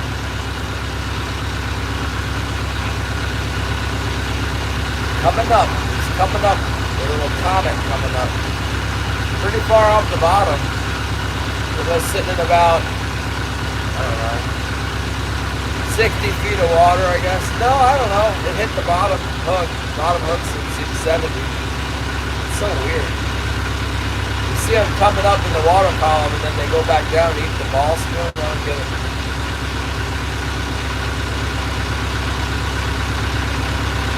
Maybe they'll hit on the outgoing tide. Maybe that's what we're waiting for here.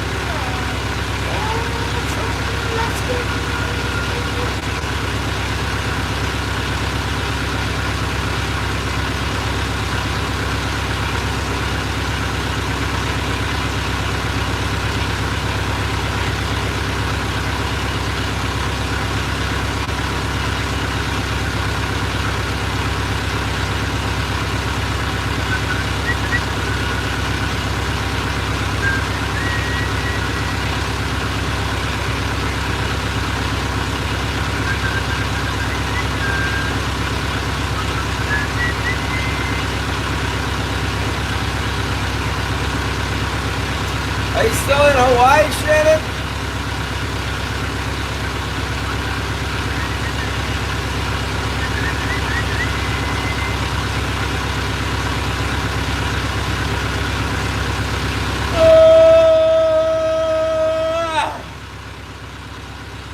This is so boring.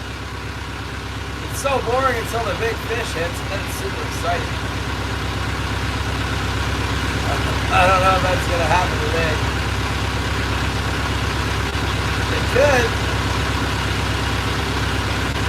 Another month.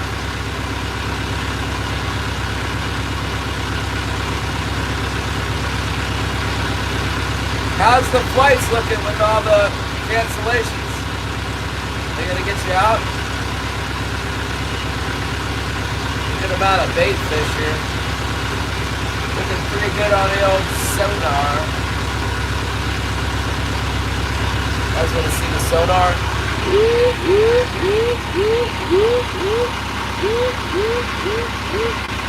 Bait fish alert! Bait fish alert! Those are those little tiny herring. That's what they look like in the water. Columns of herring. Baby herring. A little tiny herring like this big. Didn't see how to like them. The boat seems to be catching pretty well, thank God. I seem to be catching the fish that run over. I guess it's hard to tell. Yeah, every time I see one coming up, I catch it. That's a good sign. That's what I'm talking about.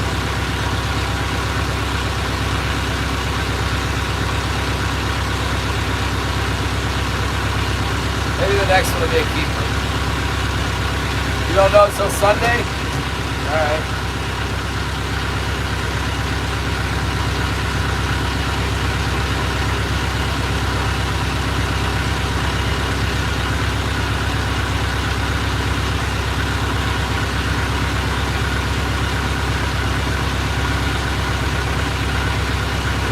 My goodness.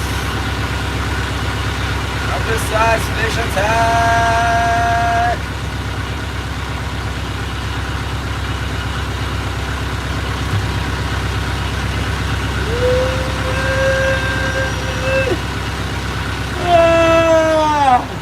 How long is the flight?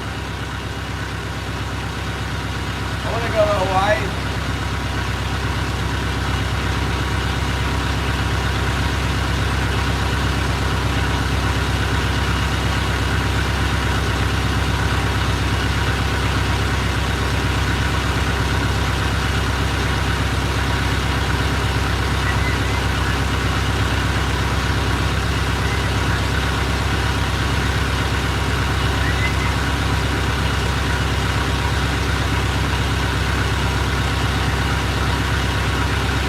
not bad. For me to get to San Diego, it was like leave Yakutat, and then it's 45 minutes to Juneau, and from Juneau to Seattle is like, I'm not sure, I think it was 3 hours, and then from Seattle to San Francisco was like another 3 hours, so 7 hours total, or give or take. But it's further for me to get to San Diego than it is for you to get to Hawaii. Theory, I'm not sure about those numbers.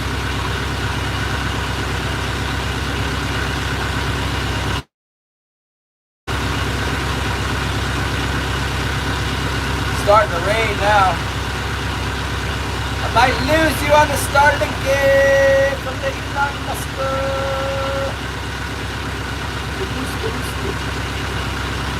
Tomorrow, God willing, the fishing will be better. We're gonna go out to the spot that's offshore a little bit. The way this is going, I should just quit and go throw my crab trap. I don't have my bait though. I got some bait in my freezer for crab. I don't have any crab bait on the boat. I heard Jason's gonna fish a different boat. Hey, that's pretty cool that Catching Alaska's on a troller now. I don't know when they're gonna go back out, but that'll be cool.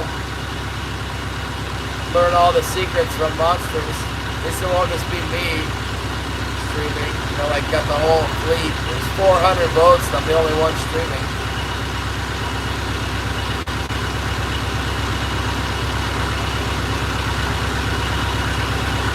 He had some real interesting gear tied on. It's like purple hoochies and glow hoochies. Small superiors is what I saw on the reel. Yeah, I think that boat's bigger than, I think that thing's 50 something. It's a huge 50 footer. It's a tuna boat. It's a tuna boat. It's like a tuna schooner, man. It's a ridiculous boat. It's huge. That's why it's called the Monsters. It's like a massive boat. Not as big as your boat, Shannon, but it's one of the bigger boats in the fleet.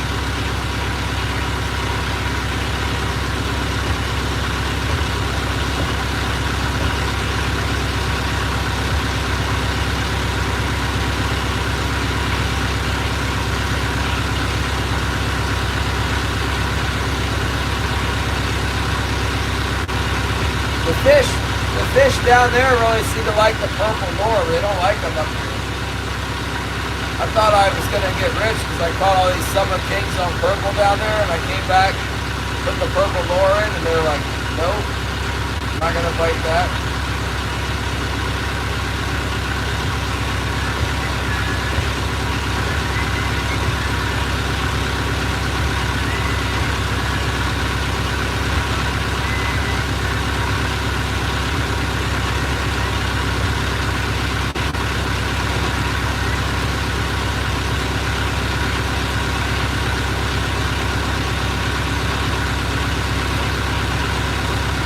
I thought he said he caught 2 fish yesterday. I don't know. There was like 4 fish. 12 fish is okay. But from where they are, they got to run back to Petersburg. It's not even like they just fished out the front door. They're like running 30 miles or something to get the fish.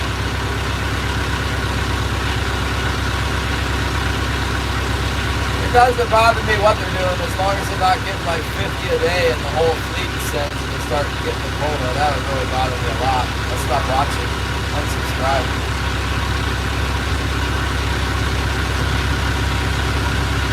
You're not breaking even in a 30-mile run in a 50-something foot boat. You're not breaking even with 2 fish. I can break even with 1 fish if I'm fishing in the harbor. Today I'm going backwards. It's not making me happy at all.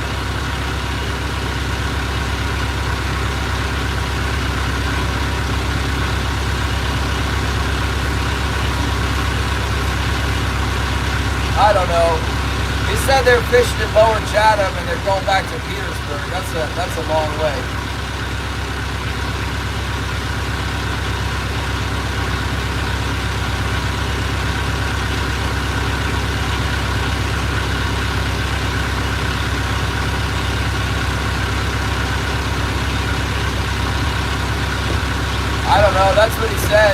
maybe that's not where they're fishing. I know where the fleet fishes down there. I know what I was told when they go. Different boats go different places. But the Petersburg boats, I've heard they fish in Frederick Sound. That's in Lower Chatham. But they might not have gone like all the way down. It'd be like maybe only 20 miles from Petersburg. They're probably further. I fish 18 miles from Yakutsk all the time. In the winter, there's a lot of fish over there on the other side of the bay.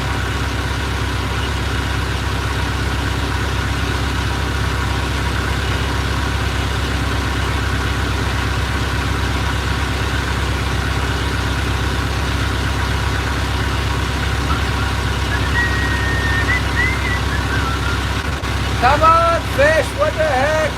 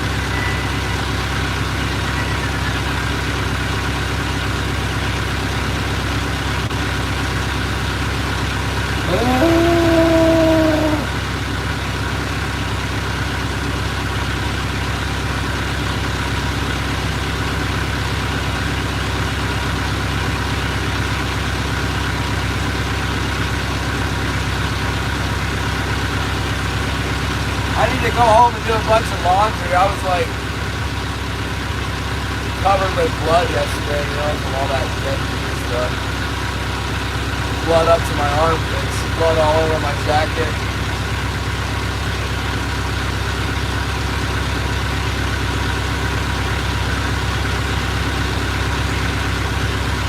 I don't know about eating that heart. I did not hit the heart with a bullet. I got one of the lungs really good, but there was still a lot of blood like in the veins around the heart. I'm gonna have a hard time convincing me that's gonna be. Not sure about that. I tried like cutting the little veins with the knife, you know, all around the heart. I took the case off of it and sliced the little veins a little bit, put it in a Ziploc bag and put it back in the refrigerator. I might like to try pickled deer heart. How do you pickle it? Does anybody know how to pickle a deer heart? That sounds good.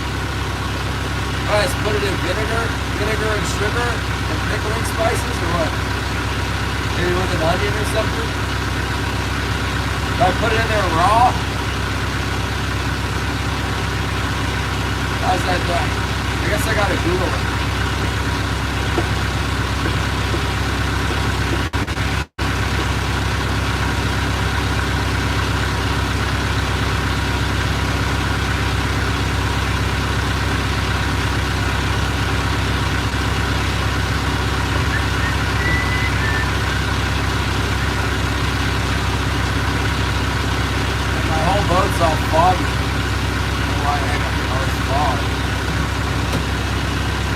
Temperature's running normal, everything looks normal.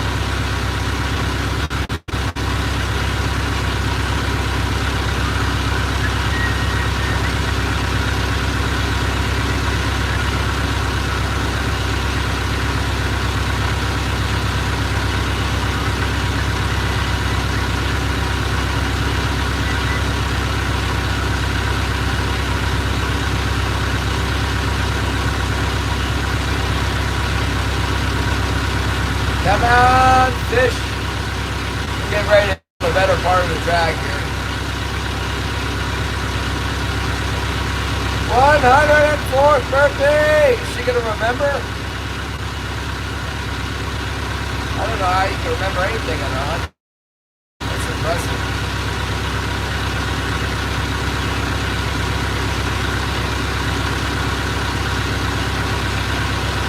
So, the last time I had a moose heart, it was like full of blood, like in the valves. when I went to clean it out, it was like full of blood, like congealed blood. I thought that was pretty gross. I got it out of there, I think most of it. Deer, there was no congealed blood in the heart. It was, there was a little bit of liquid, but nothing solid. Yeah, my goodness. On the A game.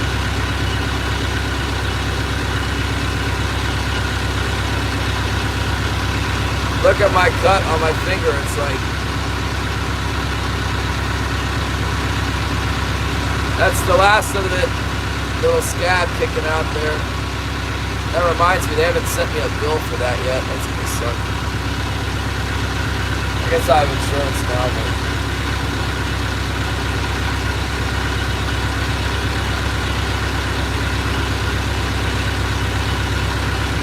oh yeah, lots of fish.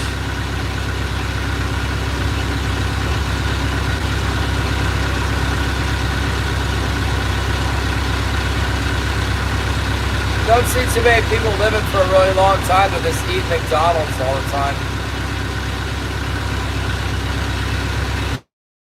104-year-olds hanging out at Denny's that I know of.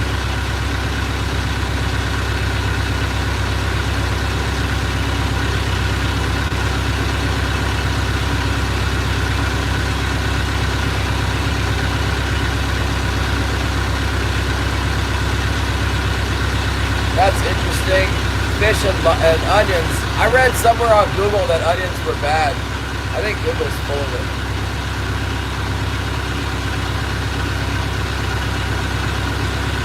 What is supposed to be bad for dogs?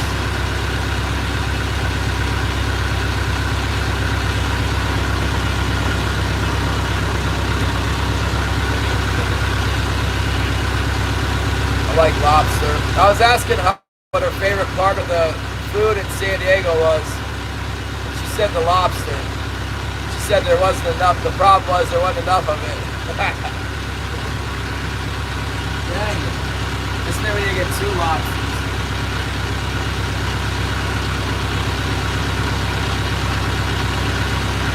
I gotta do some work on this boat. I need to put a new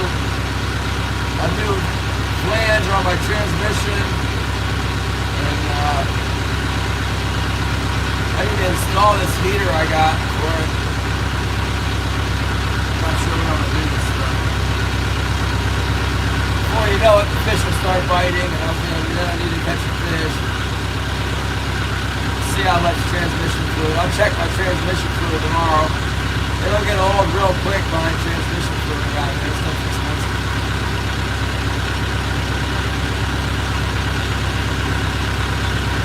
Just gotta get a little closer to the beach, and then I'll get more fish.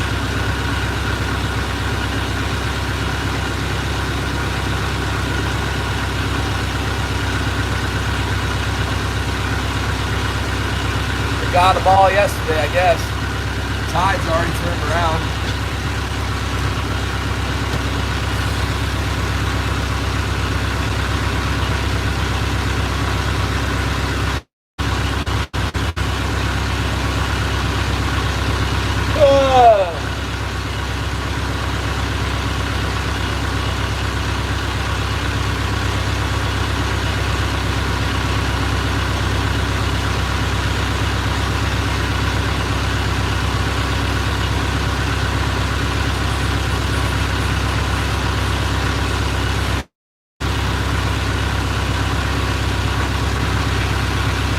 Come on, let's go fishing, let's go.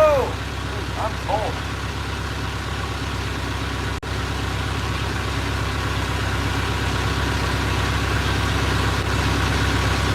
I know my gear's working. Need some fish.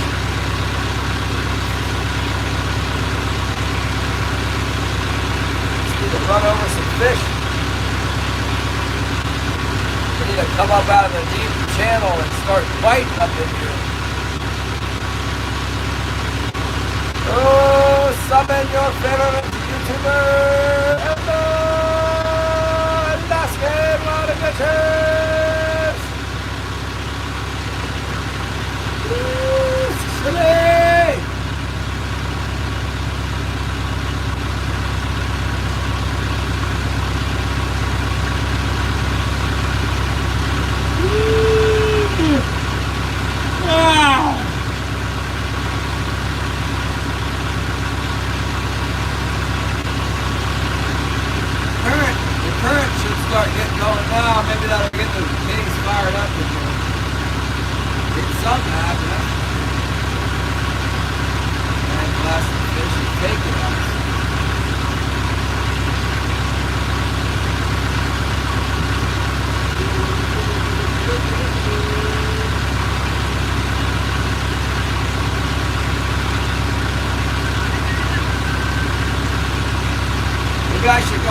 start my rod building.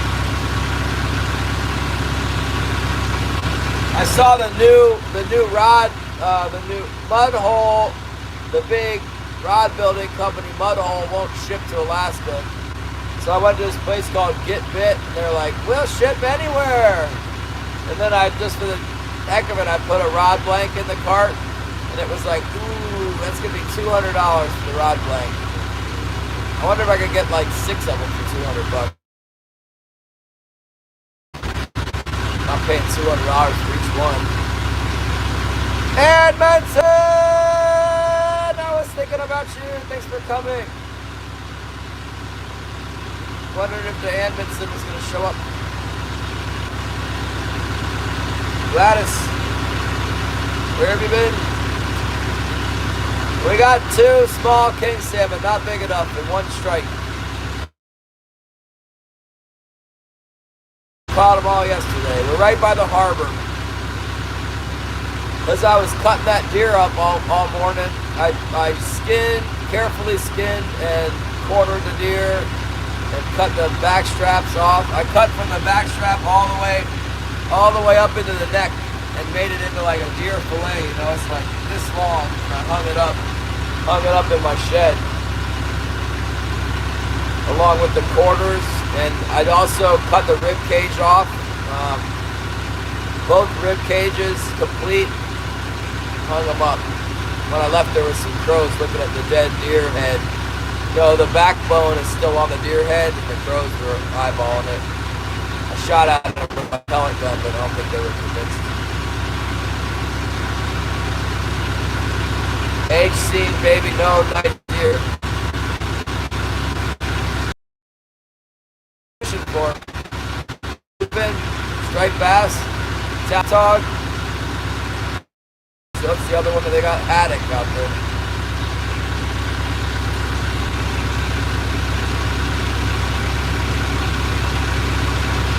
I didn't even know Edward had a channel. Is that something I'm missing out on?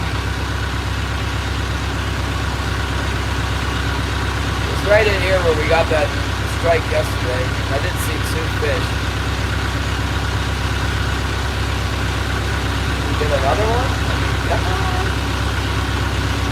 Give me some love up in here.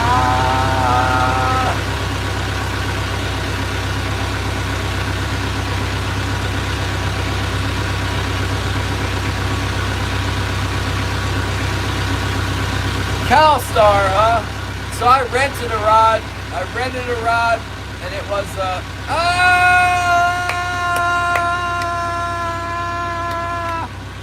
woo!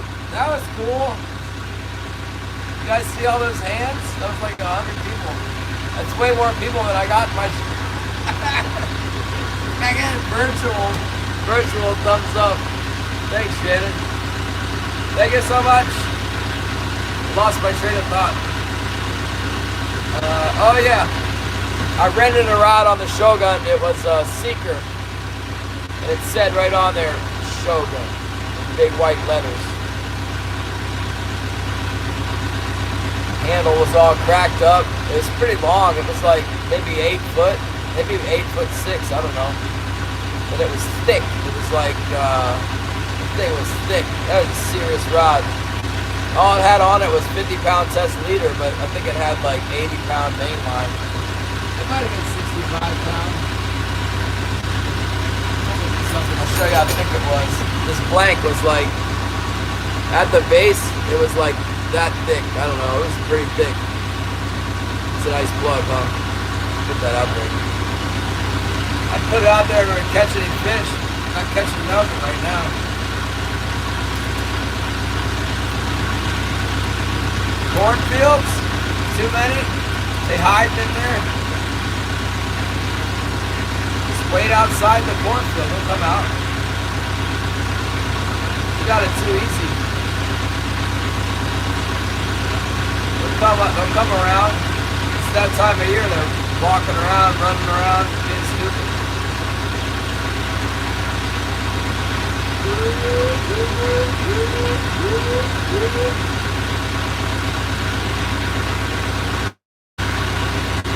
Come on, fish.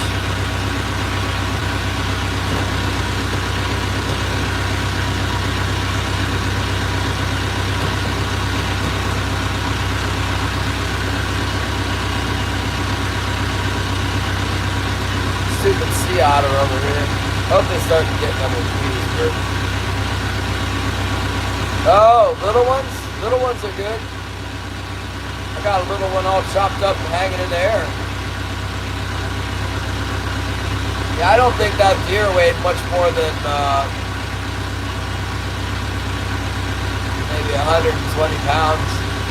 I'm not sure, but it might not even have been that big. Antlers are pretty big on it.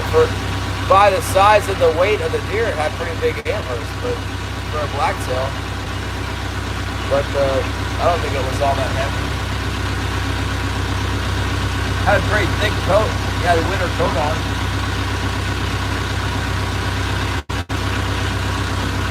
That's for sure. Let's cross over the other side of this infant. Try the main drag and then we'll circle back and go back in the back of the cliff. Keep trying in that main drag. Yesterday there was another boat over there, so I didn't know. Ended up getting a double anyway, but I prefer to fish this other spot usually. This is wherever you catch them at. Not really catching much of nothing. What I saw, I don't think they came to 100 pounds. The ones you saw, that's alright. You allowed to shoot does? Shoot some does. They got nice back straps on them. Did you know if you cut your deer up? I deer hunted for like 30 years or something before I figured this out. There's a gland. I learned on YouTube that the back leg, right in the middle of the back leg, there's a gland. It tastes horrible. I've been eating that thing and getting game meat, deer meat my whole hunting career until I saw that on YouTube, not to eat that part. So now every year I look it up again and I'm like, what am I not supposed to eat? And it's like buried down in the ham, in the back leg, down in the center of it, like where the deer's groin would be, like deep down in the meat, there's a gland. It looks like fat. It's like greenish brown fat globule in there. It's very gamey. You can smell it. It smells gamey. You gotta get that out of there. I was having a hard time processing my deer, butchering it, quartering it, and getting the hams hung up without getting that stinking tarsal gland all over everything. Black-tailed deer have a very strong tarsal gland. You lost your rabbit ears.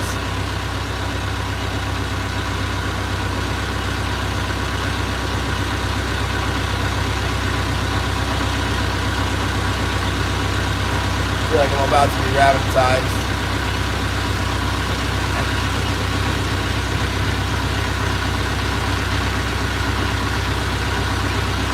Oh, it's tough on me when I don't catch anything. My goodness. Look at this otter.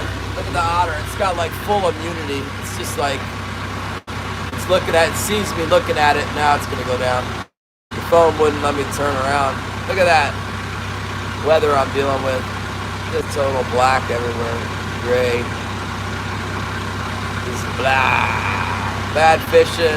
Bad weather. Actually, this is weather for Yakutat. If it's not pouring down rain, it's considered good.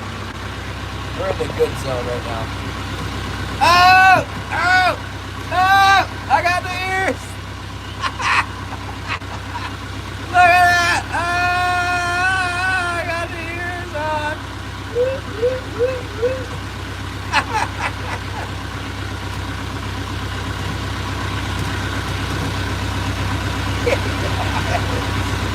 What is my show coming to?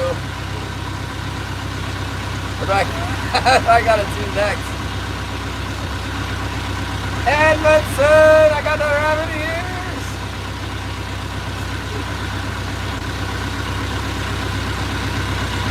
I like those. That's my favorite one yet.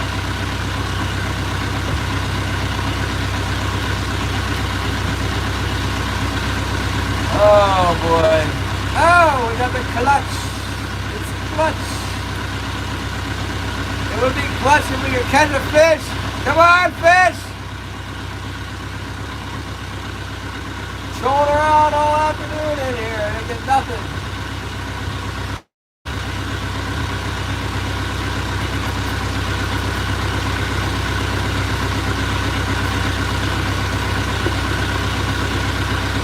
I've fished, I don't know how many days this season. I've got them every single day except for today. So that's not bad. Something's not good in here. Ah, yes, I like the ears. Maybe I should get a rabbit ear hat and up my numbers on the screen.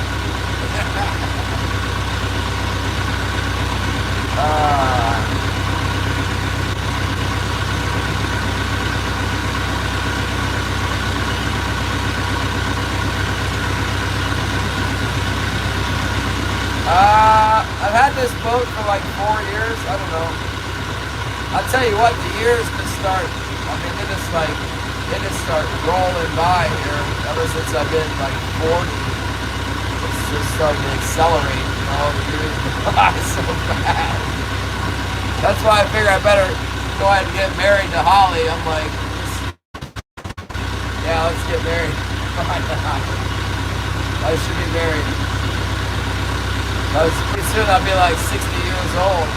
Before I know it, I won't ever get married. So I'm married now. I got the boat about 4 years ago. I'm not sure.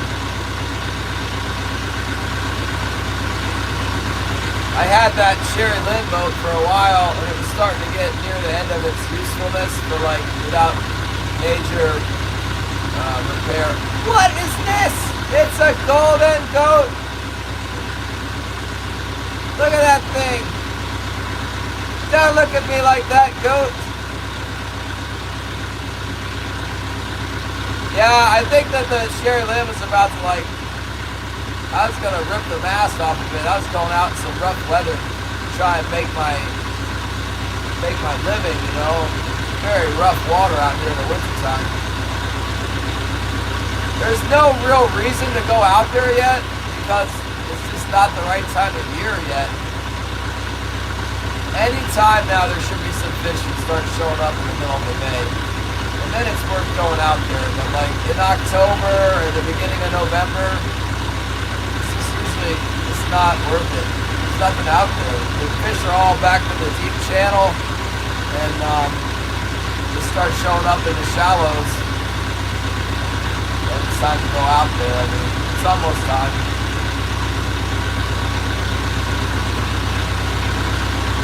Well, I went out there 2 days ago and struck out. Struck out in the middle of the bay. I didn't even get a shaker. I think I had one bite. It didn't look right on the sonar. It's got a feed everywhere, nothing real big.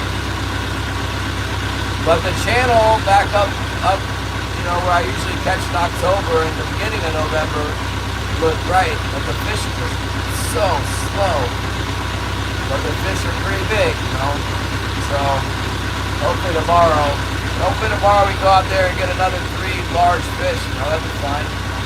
I would really like to get 5, but I'd really like to get 6 to make up for just not catching anything right now. But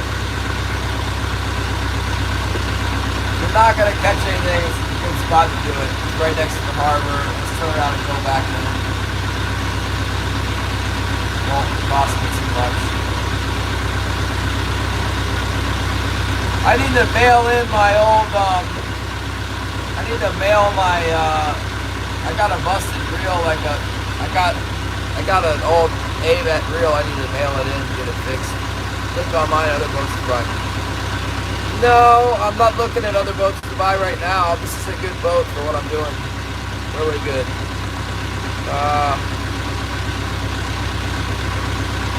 I need to build another house on my property right now. My friend offered to build for me if I would pay him whatever I don't know. He said find out what it would cost to build the house and I'll build it for less.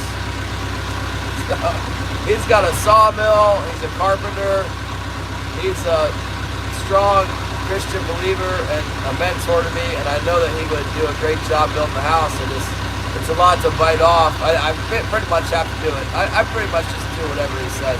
Things work out good. So he says he wants to build a house. I should pin him down on it and be like, all right,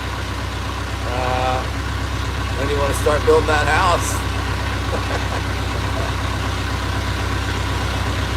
But yeah, so that and then I got an inheritance. My family farm, it's like an estate, it's a tree farm in Virginia. It's up to like 380 acres now. My grandfather had 5 daughters, and when my mom passed away, she left me 6 acres or 8 acres. And then the county didn't want to let us subdivide it, so it's been in the estate for like 10 years. And finally, I think we have something worked out where I could build, where I could get a deed. At least I have to like combine my property with my brother's, but I think I could agree with my brother, and then I could build on my property in Virginia. Finally. So I really need to build 2 houses. Like, buying another boat is not in my future, not anytime soon. 2. The boat I'm on now is probably worth about $50,000. I don't know. I wouldn't sell it for $50,000. I would sell it for $50,000 if I was going to get rid of it. I might take $40,000 for it. I don't know. Maybe not. I don't think it's not a good market to sell into. I bought it for $30,000, but it didn't have any electronics on it. The kid who had it let it sink on the lines. It went all the way down. We had to raise it. So I bought it for the same thing they paid for it before it sank. It's such a good deal. Franska! There's a whole lot of this going on. Do we do it like this? Ah! How does it? Ah! Ah! Now that we go.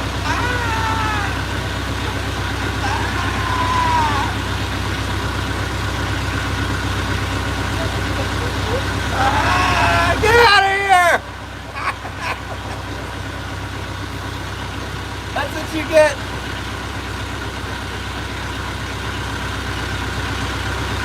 Oh my goodness. They make a bigger boat that's like this, that's just bigger. That's what I should have, I guess. But it would cost me a lot more to come out and not catch fish if I had a bigger boat. It's annoying not to catch fish after being in this boat. In a bigger boat, it would be much more painful. But I like to fish every day, so it's not right. I don't mind a little bit of spam. It's pretty easy to make it end. See if they got anything else.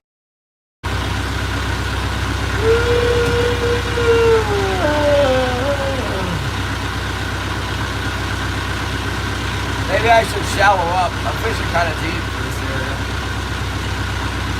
I've just done really good in November, fishing a little deeper. It might be a good idea to shallow up. I'm too lazy though. I'm not gonna do it.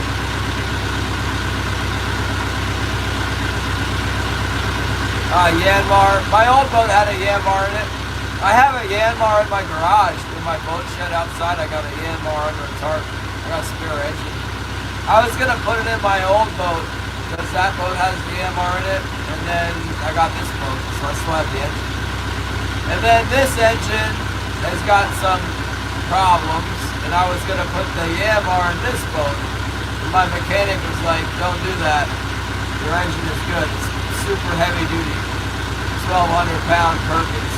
So we're keeping it in there. So it's got this Yanmar under the tarp. I'm gonna buy it. Sell it to you. I paid $8,300 for it, and then it cost me $800 to ship it. So basically $10 grand. You know, Killian might get that motor from me. I told him I'd sell it to him for $10 grand.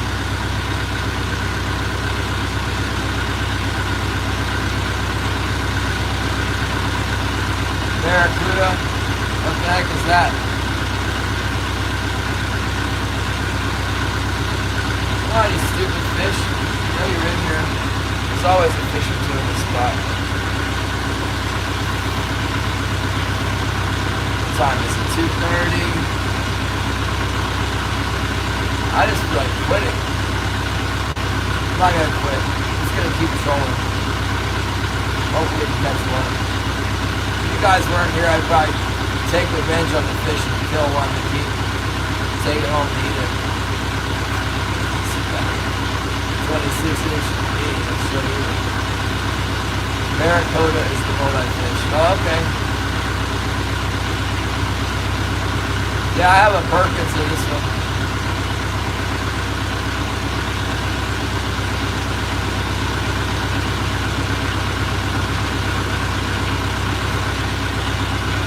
Go a little bit further down this bank this time. It's like a wall over here. It's like a rocky wall. 15 fathoms. Sometimes there's fish on that. On the hunt, 3685. How do you keep getting not moderated? I think I made you a moderator like 3 times. Oh, you are. On the hunt. Yeah.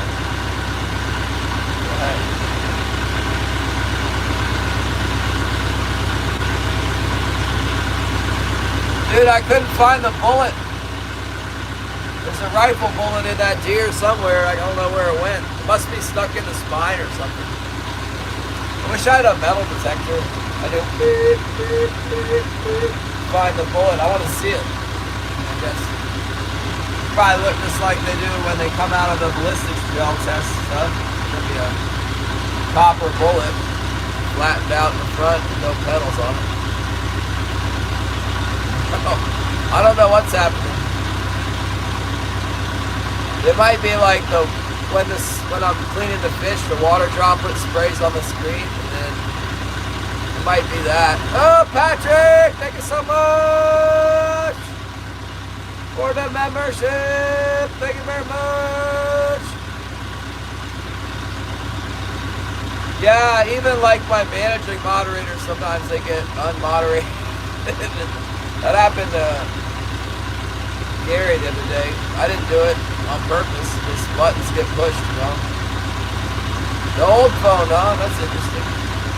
You know, I noticed that nowadays, if you go to somebody's shorts, like on their shorts, you can join through the shorts. There's a little button for join. What's up, Hookset John? What's up? It's really slow. I've only got undersized fish today. You know, that's how it goes. Some days you get all keepers, and some days they're just a little bit too small. Today they're a little bit too small. So far. Well, they say the copper bullet, that's what... Ah! I got the ear again! Ah! It's got me... Oh! Earring in the ear, what the heck, man? Look at the... Woo! I got the ear. I didn't think the other one had an earring in it.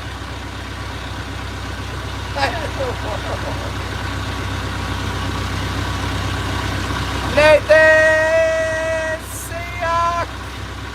It's going not so good today. We got a total of 2 and 1 strike that did not stick. Evening, Tom, what's up?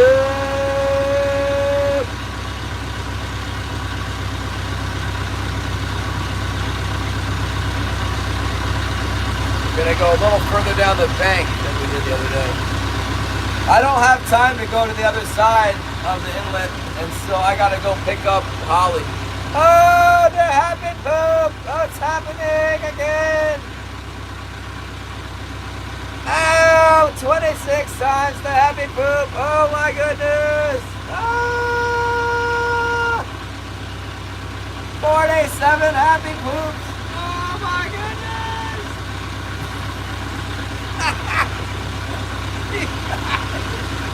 What is happening? I got the earring!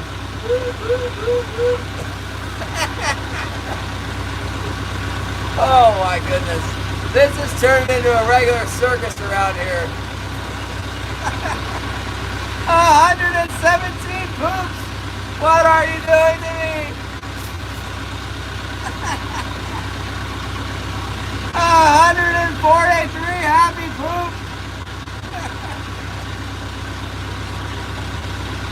whole boat is filling up. I'm sinking in poop.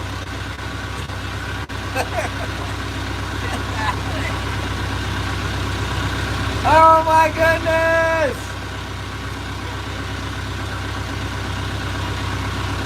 I can't even get one bite. What do I gotta do to get a bite?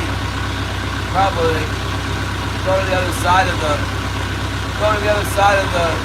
there's a whole other area I can fish around the harbor. I'm on the wrong side, apparently. I don't really have time to mess around with it. I guess I have time. I can go to the other side. I don't want to though. I don't want to pick up my stabilizers. It's so much work. I gotta pick them up, put them back down again. Just gonna troll around in here and catch nothing. That's what's happening. Travis Pastrana, 199. What is that, Pastrana? Is that? It sounds familiar, but I don't recognize it.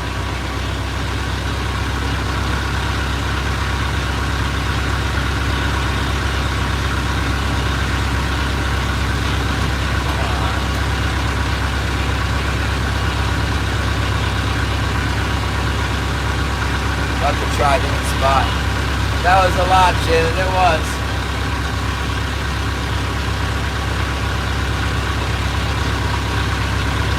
It was a lot. Let's go try this other bank. I'll show you guys what's going on in lieu of the fact that I can't catch any fish to entertain you guys.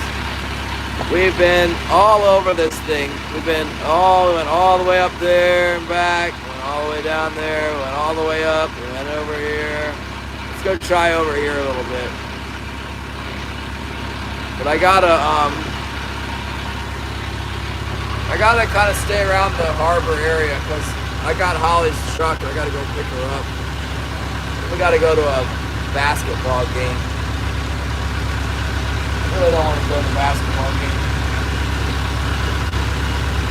Holly wants me to make an appearance at the basketball game so that the parents know that she's married or something. I don't know. I told her she'd be lucky if I didn't tell all the parents to go pound sand.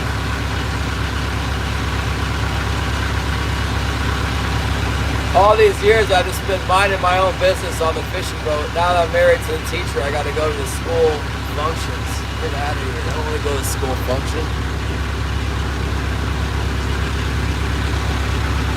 I got to tell her I'll go to the school function if I can go white sea bass fishing in June. One white sea bass and bluefin. That's actually, I heard I can't do both. I want to catch a white sea bass and I want to catch a bluefin at night on the jig. Apparently I got to get on 2 separate boats to do that.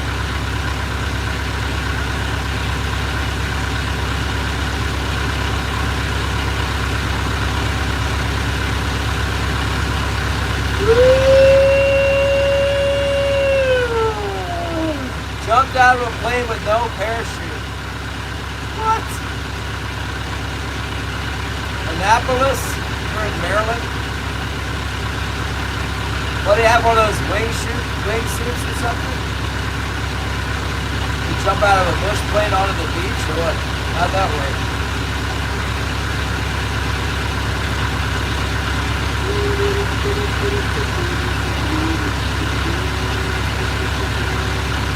A white sea bass?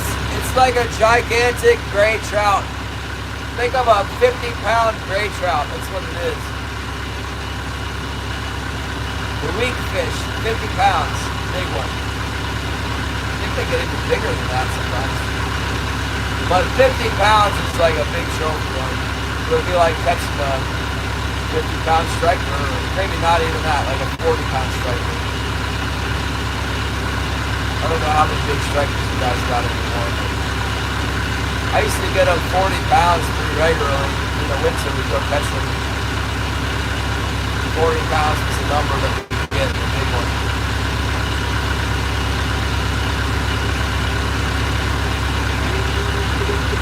It's about 38 degrees, 37 degrees. It's cold, man. cold enough to hang my deer. I'm in southeast Alaska. It stays temperate here. It'll get down to like single digits, rarely. Most of the time it's around like, in the winter, it'll be like upper 30s until late in December, and then it'll be like 30 degrees, right at freezing. It's just miserable. That's why nobody lives here. Everybody's supposed to come this summer. Yeah, April, it's like, I don't know, 40s, 30s, high 30s, mid 40s, I'm not sure. Maybe 50. Google knows. It gets pretty darn cold in February. It could be in the 20s in February. And in mid-March it warms up. It all depends. Sometimes it snows a ton here, and sometimes it just rains. It'll like snow and then rain. Usually in February we got some snow cover.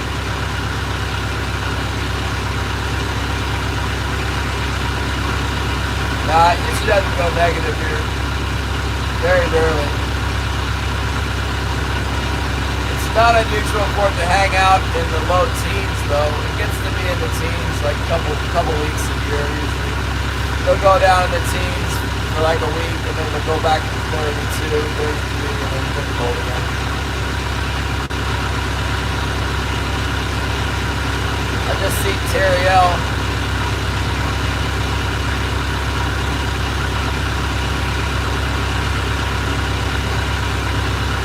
Terriel popped up in my...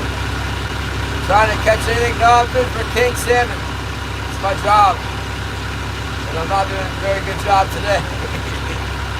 I haven't been able to get one big enough to keep yet today. I caught some kings, but they weren't big enough. I'm getting sick of it. But it's how it goes. You just kind of drive around and wait. Let's see. I got time to go. I'm going to go down this other inlet one more time. Drag back past where I got that double, and then I'm going to pull my gear and go home. It'll be time to go home at that point.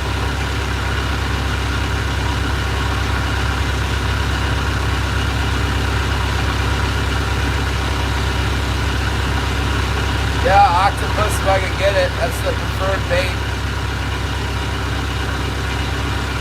I caught a big one on my long line. Hooked him by the foot. Did I get one or two? I think I might have got two. One. I don't know. I had a heck of a trip after that. I had like a 20-pound octopus, you know, and then just murdered the halibut with that bait.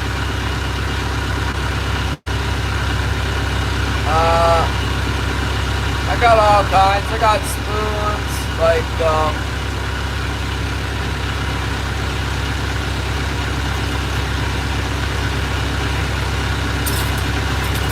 got a bunch of spoons out there. I got some plastic squids like this. I got a couple herring out there with big hooks, and I got about 4 hooks per line. I got 4 lines downriggers. I got 5 hooks per line. What is that, 20 hooks out? I don't know. I probably don't have 20. I probably got like 16 hooks or something like that. I don't know.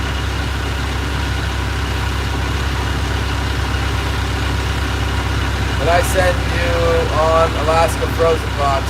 I don't know what that is.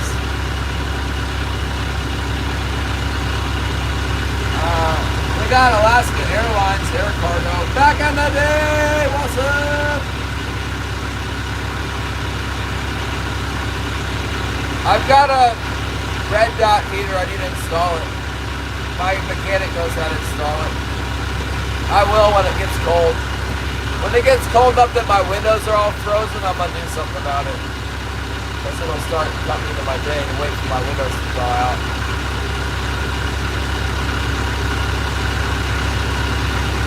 Yeah, no, they'll bite bait. I got bait. I got dead herring. what I use. Herring. Terry L. What happened to, what was that?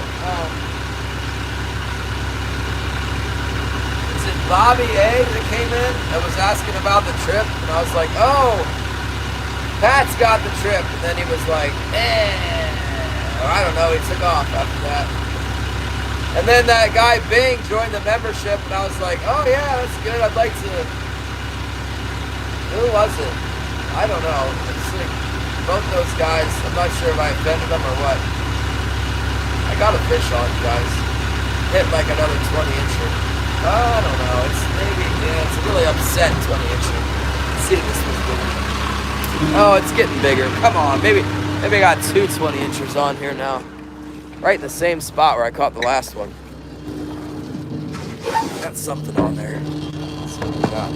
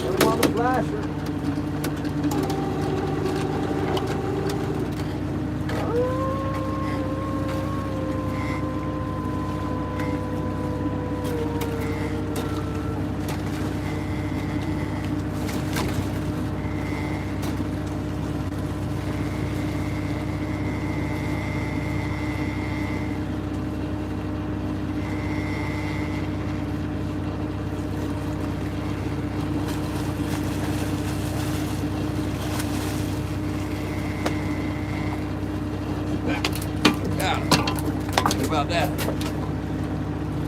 Oh, got him on a hook. Woo! King salmon. Nice one. Nice big fat one. Look at that. Oh my goodness. Yeah.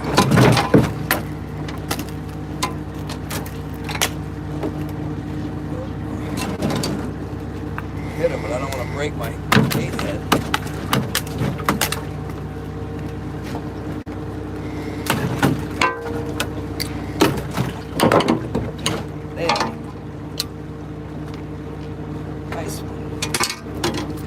On this, I really like that combo with the like that red bead with the red bead and the glow head with the red bead. That's a good one. That's a 7/0 hook.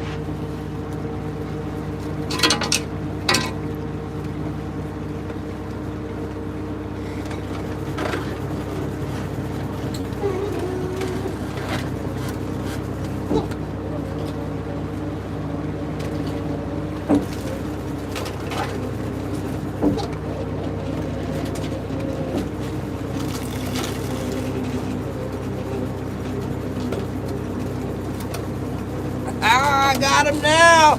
Nice big one. I thought no way that was going to be a keeper. No way did I think that was going to be a keeper. It's a nice one. I got him. Woo.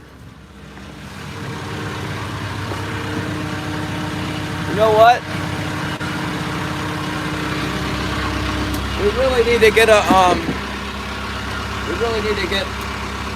bait out on the starboard side because we're catching the heck out of them on the port side on bait. We don't have a bait on the starboard side.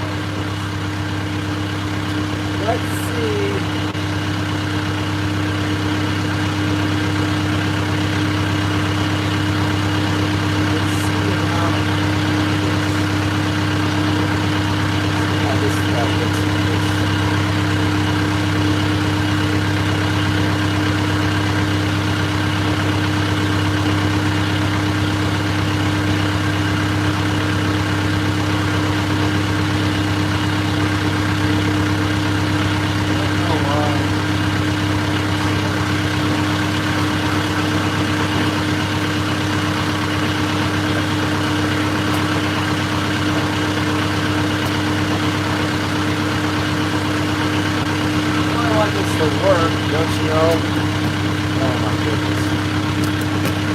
take this fish, I'm going to take this toothpick, I'm going to put it right here like this.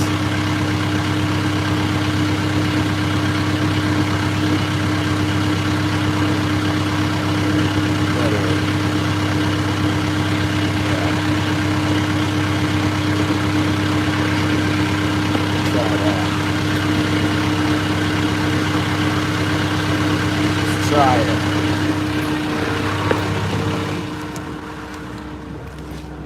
That's a nice one. Straight out of the ocean into the bay, into my fish box.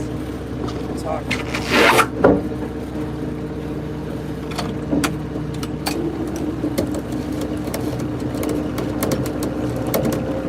Now, I don't know if it's the voltage is different on this wire or if it's actually the heater. We're gonna try putting a bait out on this one.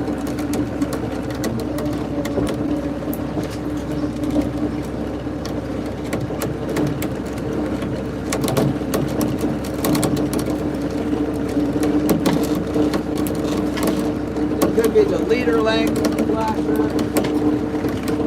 Something.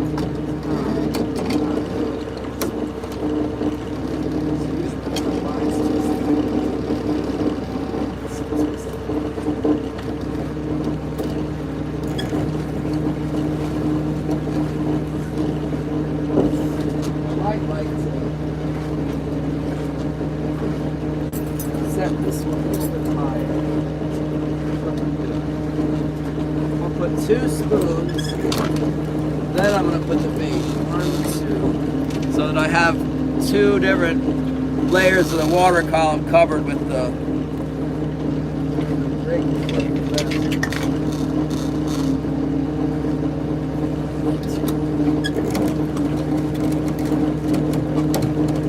So when I put that toothpick in it, it's giving me a little bit of a, it looks like it's giving me a little bit of a wider roll here. See that?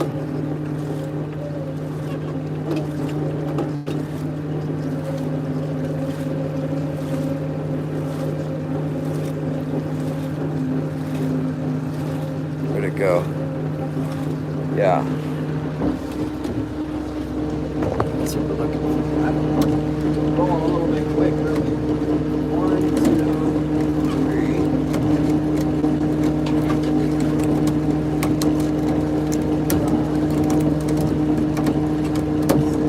3. Maybe I just have too many flashes on this wire. There's a lot of flashes on there.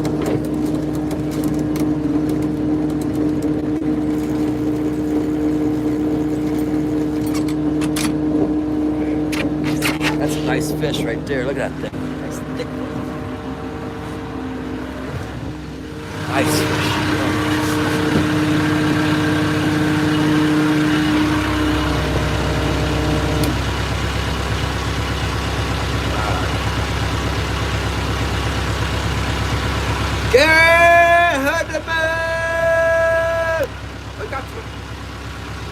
Where you been, Gary?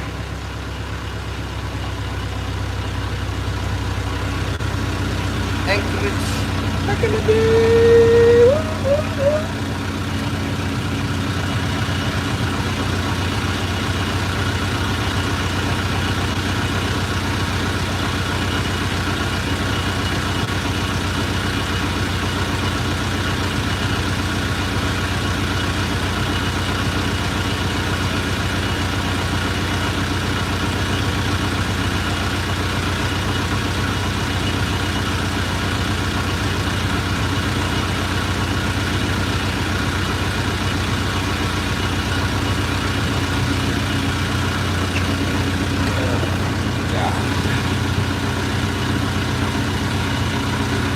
We can get another fish.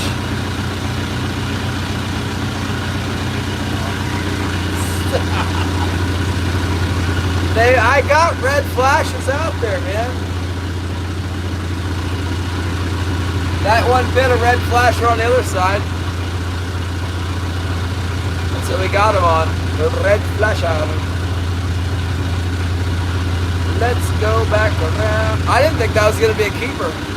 Even when I saw it in the water, I didn't think it was going to be a keeper. And then when they got real closer to the surface, I was like, oh, that's definitely a keeper. Let's get him.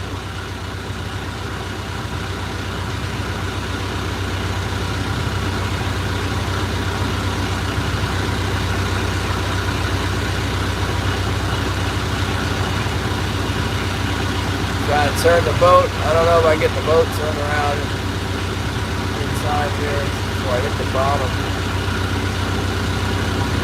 Okay, Hoodman has arrived with the donation. Woo! Trying to turn my boat. Difficult turn right here. Oh, not that hard. Let's manually turn the boat. A lot of current right now. I'm trying to stall my pumps out and stuff. Turn so sharp, my tagline will wrap up around my wire and all kinds of trouble. Oh, you can go ahead and hit. That'd be fine if you want to bite on the turn.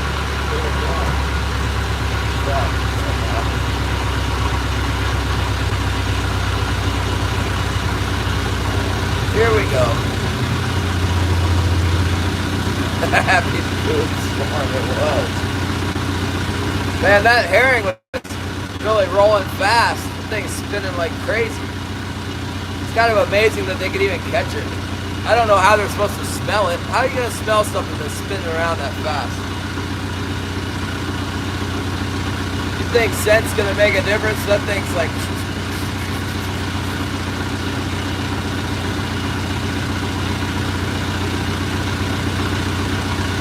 Finally got the keeper.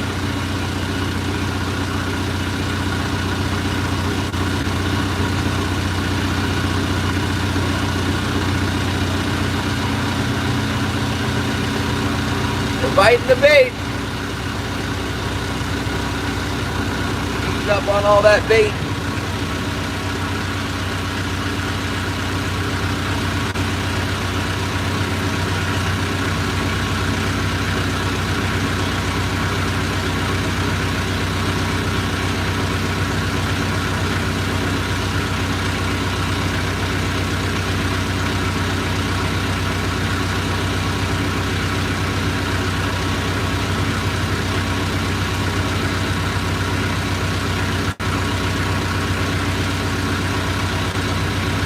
Look at this big mess. Look at this.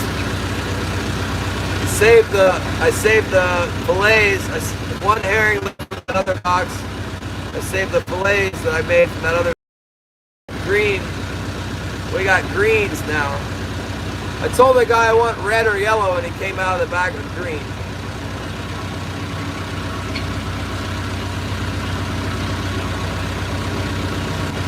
Because they empty the bait freezer out and they put turkeys in there for Thanksgiving. They fill all the freezers up front with turkeys for Thanksgiving. It even says on the front, it's like all the different bait colors and the price, and then you open it up and it's full of turkeys. Thank you, back in the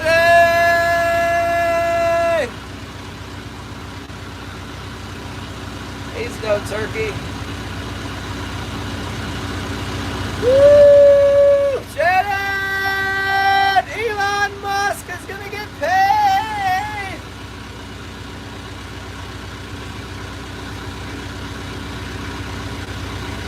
Stupid Elon Musk. I heard Norway's sovereign wealth fund owns a bunch of Tesla, and they're all voting against him getting the biggest paycheck ever. But he's still getting my $165 a month for the stupid Starlink.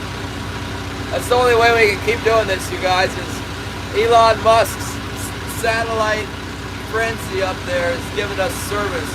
I'm in remote Alaska. We're in the middle of nowhere here. We are way out in the middle of nowhere. This is the only place in the world where they let you fish for king salmon like I'm doing.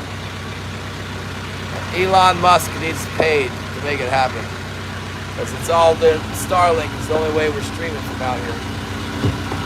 I'm in Southeast Alaska! Tap the screen, like and subscribe. Memberships and merchandise are available for support. Thank you very much. I'm trying to steer the autopilot. Dang things not engaged. It's engaged now.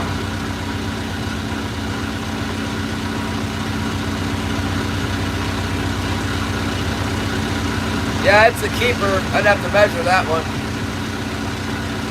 Oh, there he is. Oh, come on. Oh, what the heck's happening? Hit the bottom. I must have miscounted the marks. Something's going on. Maybe I found a special rock pile down there or something. I don't know. Or maybe I got a hit. Might have got a hit. A swing and a miss.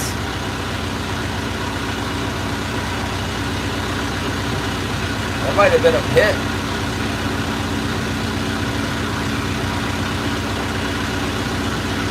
That's odd. Because I'm not hitting the bottom now. Let's see where I hit the bottom at.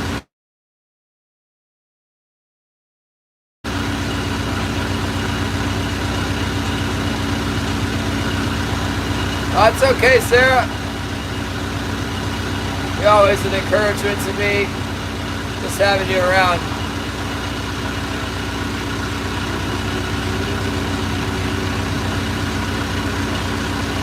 Something happened. I think we just got a bite. I think we got a bite.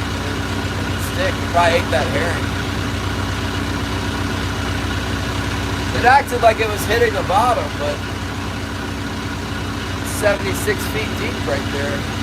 I shouldn't hit the bottom till 73 feet. Yeah. Yeah, I have added a niece, and I felt like it killed the bite one time on me, so I stopped doing it. Let's see where I hit the bottom here. I might have set my line the wrong depth. If I didn't set the line the wrong depth, I might have might need to put a new bait on it. 77 feet, 76. You know what? I'm not hitting the bottom. It's 76 feet deep. Might have hit a rock or something down there.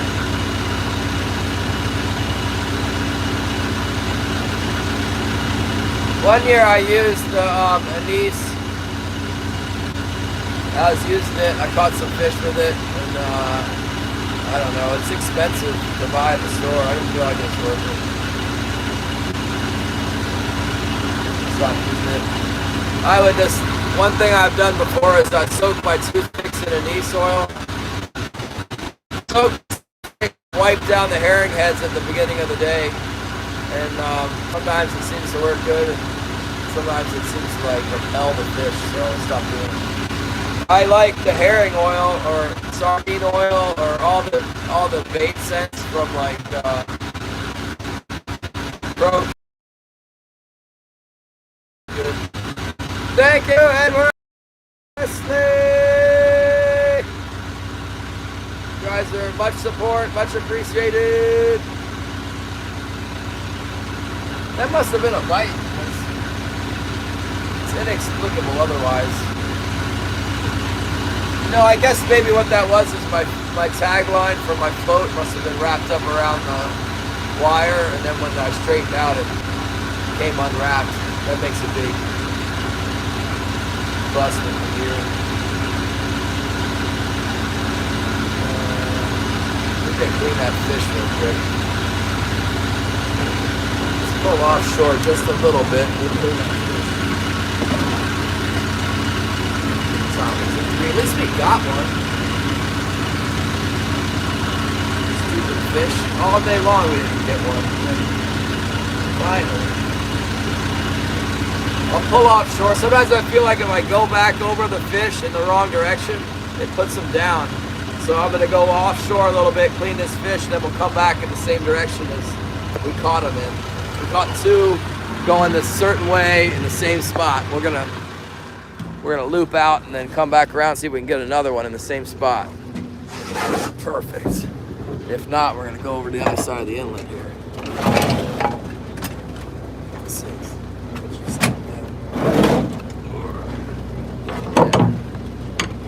Oh, he's got a little bump. He's It's got a little fish bump.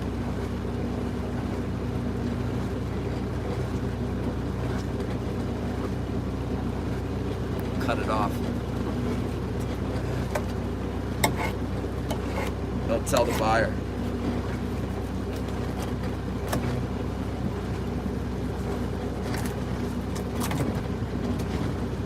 Little cosmetic surgery on our fish there.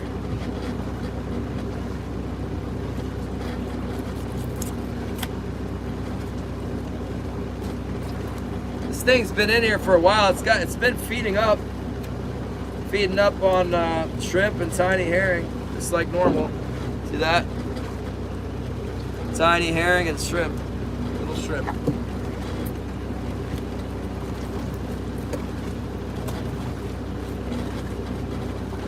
I've tried using little shrimp flies and stuff in here. There's a certain hoochie color that 232 works good in here. One thing's for sure, it's the quality fish to send to the market. It's so red, it's like scarlet, like bright red. Turning all the shrimp into what is it? Carotene. That's what's in the shrimp, is carotene. The carotene gives them the color. See how red that is?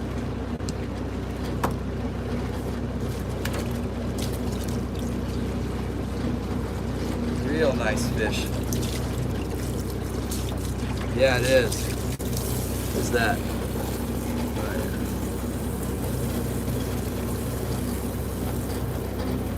All cleaned off. Would have been nice.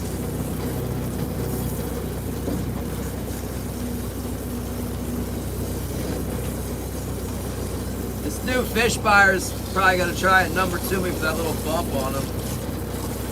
I have to go to the boss and be like, dude, this guy is killing me. It's not a number 2 fish.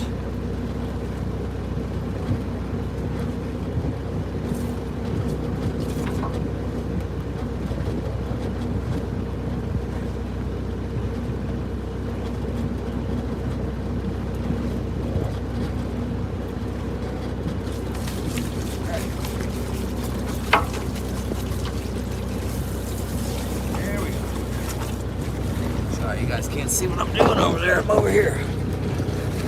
This fish. Getting all the blood out of him. There's a little spot if you cut along the backbone and then push the hose up against it, it'll get all the blood out from the backbone. It even gets a little bit out of the veins too. Puts a little salt water in their veins. That helps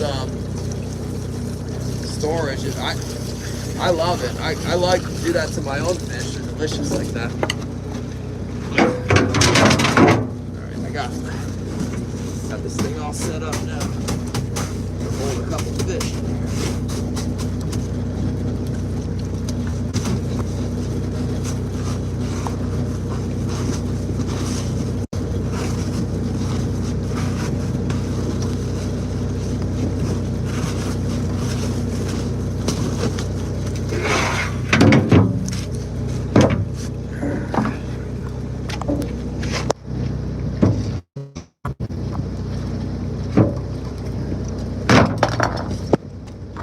Feed I was talking about, but there it is.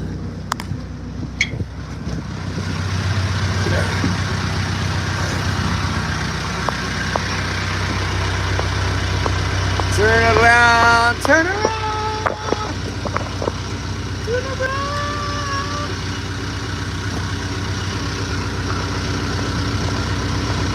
Well, let me.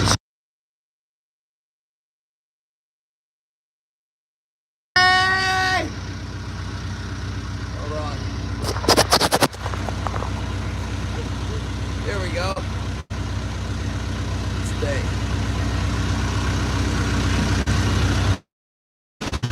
One fish and the whole place goes to pot. There we go. Fish. It had a little warp. Cut it right off. It was clear tissue. The salmon have cancer! Ah!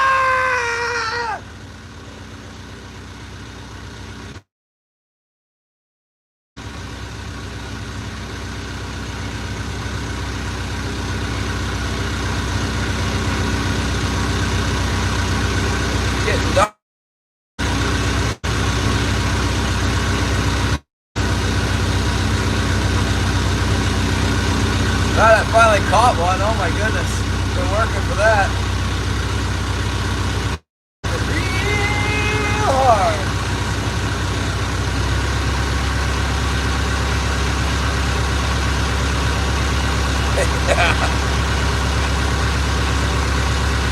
That'll happen at some point. You might have to wait until the spring. God will bite. Really late winter here, they start biting. They do everywhere. They get them in Sitka then too.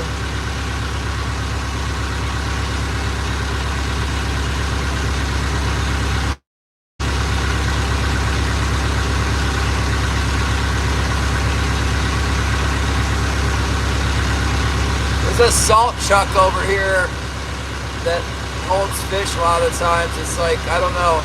They like to sit out in front of it when the tide goes rushing out. It's hard to fish. It's hard to fish 10 fathoms. It's got like a, when you go down the bank, it comes out real sharply. But yeah, it holds fish. Let's go a little bit further down the way and we'll come back.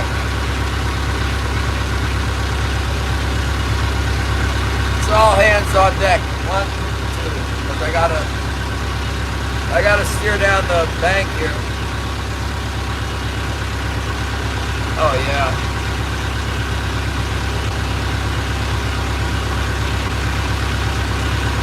Well, I was getting them on every hook for Summer Kings there at the end, the last day. Man, that's great. 4 hooks out.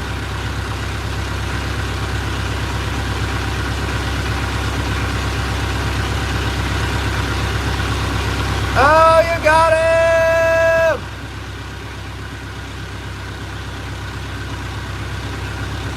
What kind of deer was it? Is it a buck? Where'd you shoot it at? Shoot it right in the PP, or you shoot it in the shoulder? Get him in the back leg. Get him in the neck. Good! Thank you for the heart.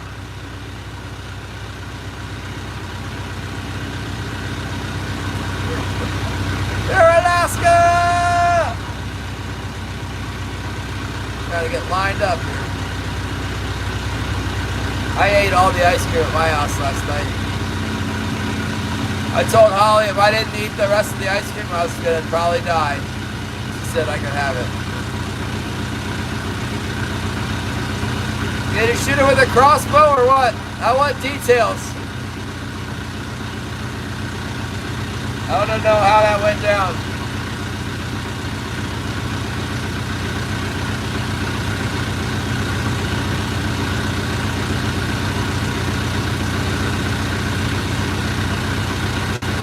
Share Bear, hello!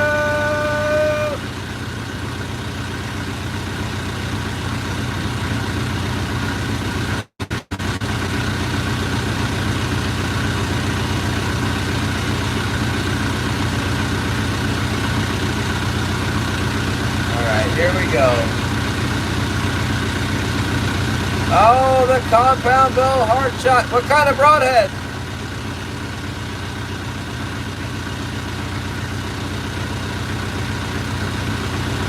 Was it a buck?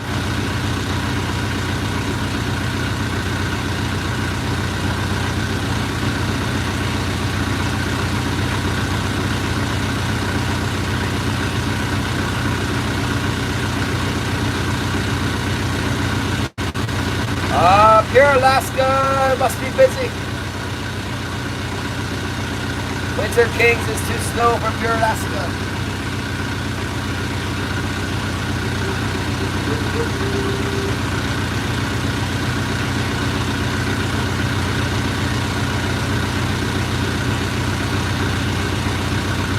High five for Cornelius! Oh no, you need to get a bigger, stronger freezer. Or get the freezer that has, or get the ice cream that you can just eat it at the store. Single serving ice cream.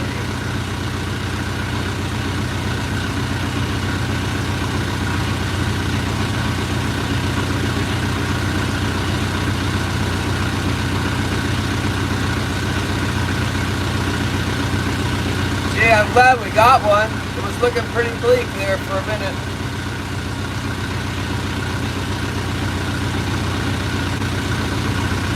I didn't think we were gonna get one. And then we got a real nice one. I'm also thinking that something took my bait on the starboard side. I think I've been de-baited over here. What's going on? Ah, the wasp. That's old school. You shooting the wasp 90. I think those are popular.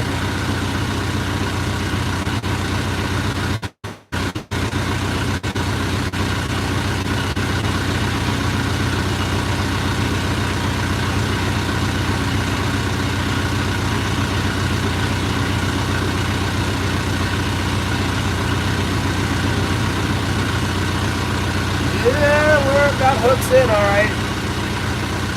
I need to run that starboard side. I got a feeling that the fish took my bait on that side. I think they might have got my bait over there. Maybe not. But...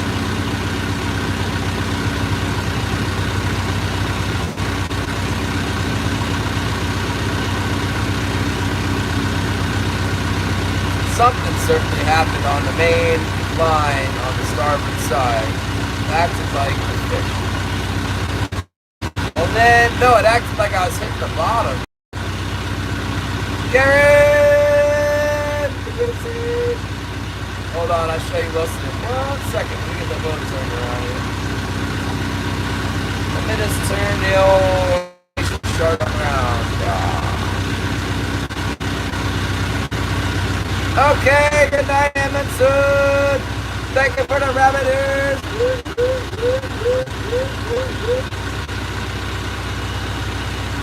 Thank you so much. Yeah, it's kind of rainy here, Sarah. It's like raining and cold.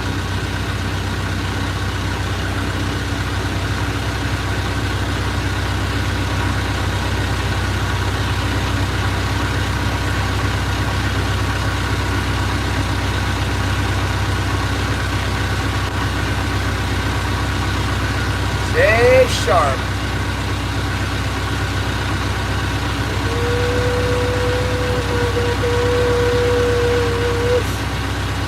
Alright, real quick, I'm gonna run this line. I'll be right back. Hold on a second.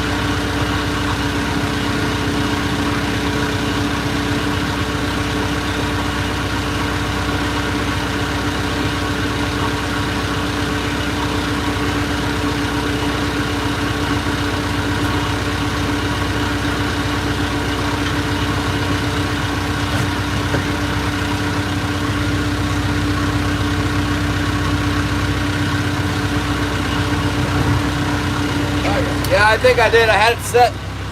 I set that wire one mark too deep, so that's what I did hit the bottom because I was down too deep. I think the bait was still on there anyway. Why don't you go fishing in Hawaii? They got good fishing. You gotta talk to the captain and say, I want my fish! Or at least give me a fillet of it and take home. Otherwise, they'll take all your fish. Winter caribou and deer. Where do you got deer and caribou within driving distance of each other?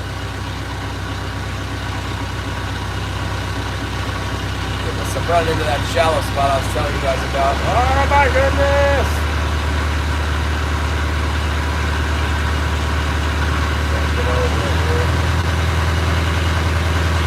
Pulling a Judah. Big time Judah there. Okay. Glad we got one. 40-mile deer out of Whittier. What do you fly to Whittier? It's not like 500 miles apart or 1,000 miles apart. I don't know.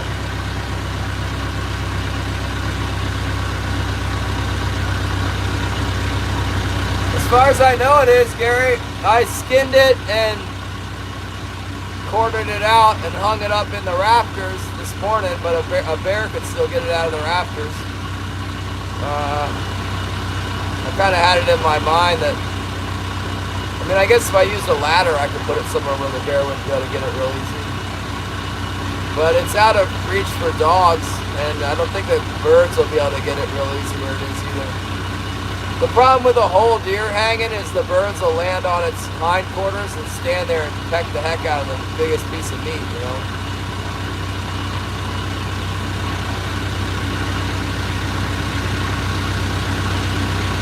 Okay.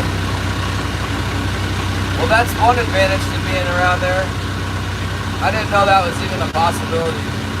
5 hours is a long time.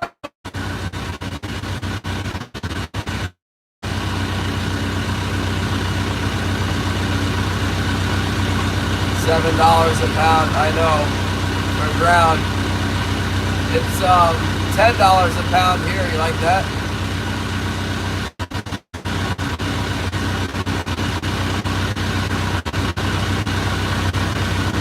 Are you gonna get another one? How big was it? Was it a doe?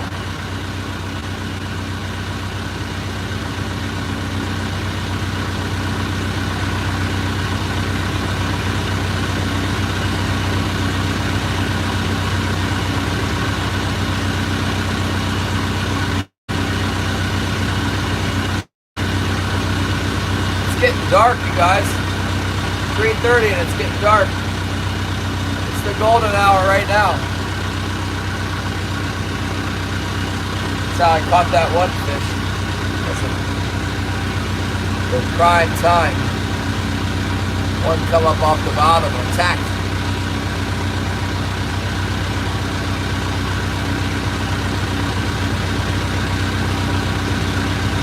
Oh, nice. I didn't realize that. I went up there once and chartered a boat, and it was really expensive. And then we didn't get a deer, so I wouldn't really want to do it again. What is going on? I'm not even touching this thing. It's going crazy. Whoa! Stop that! My phone's going crazy! Ah, it's getting shallow! I didn't do that. My phone has got a mind of its own. Well, apparently I can go through 75 feet here. It's okay. It's right where we may catch the fish. Let's see if there's another one in here. Would you stop that?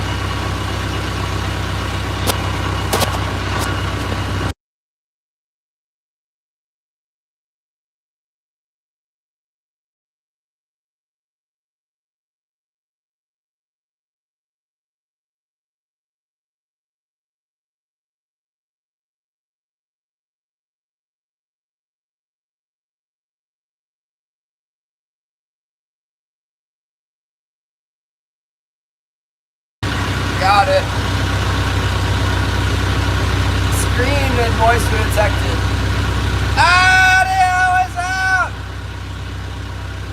That stupid smartphone. It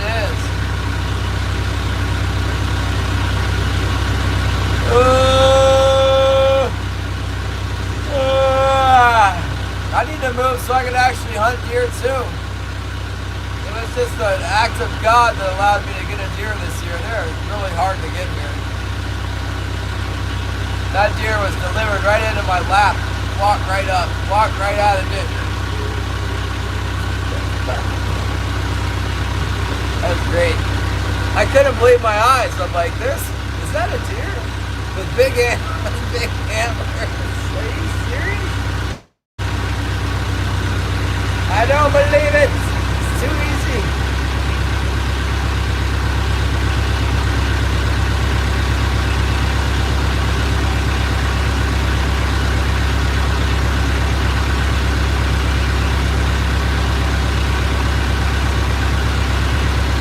They won't tell us how big the deer was. It's probably huge. It's like a 30-pointer.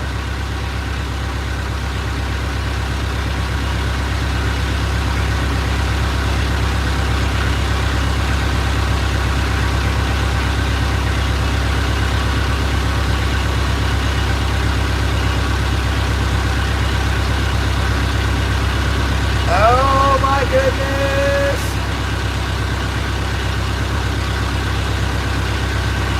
Yeah, I'd like to go somewhere else and shoot another deer. There's a guy from Kodiak who said I could come to his house and shoot a deer, and now he won't answer my texts.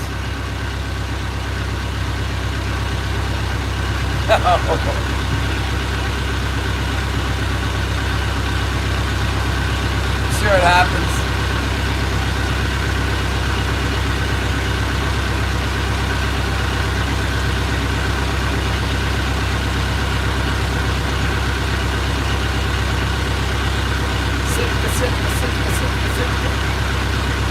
Here, walk right out.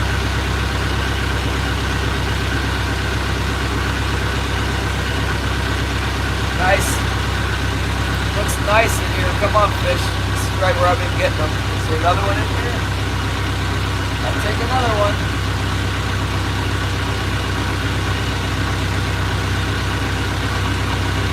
70, 80 feet of water. It's like cloud after cloud of bait fish. Plenty of food down there.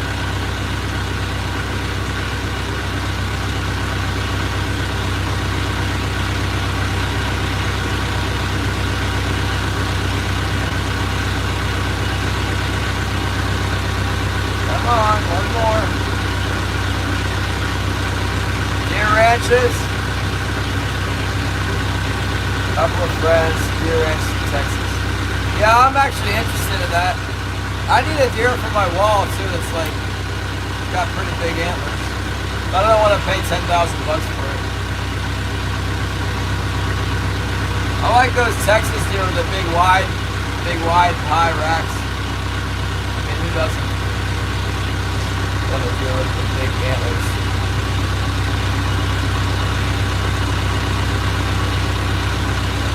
Yeah, there's a good amount of life in here. Fishing's not great though.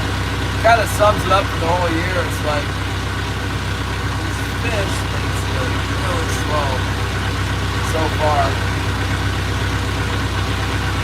Like this area is usually good if you let it rest for a while. You let it rest for like 3 or 4 days, then come back and get you 3 or 4 fish. You hit it every day, it's hard to get numbers out of here. Sometimes though, in November, it's good fishing.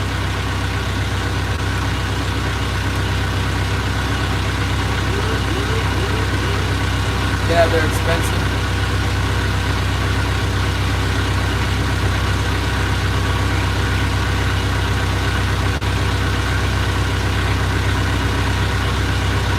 I'm not too worried about it. I shot a tremendous trophy boost once. It was so big. Up at Icy Bay, it came out and it was like an airplane coming through the woods.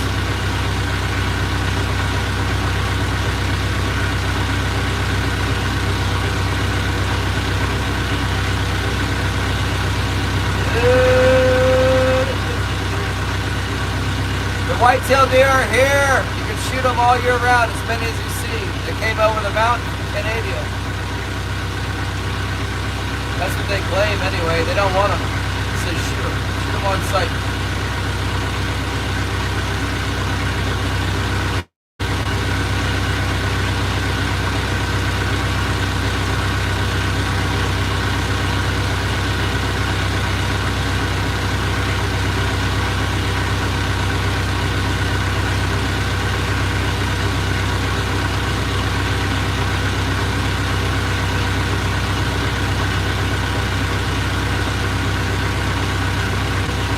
thinking if they got established here, they would never leave. They'd take over.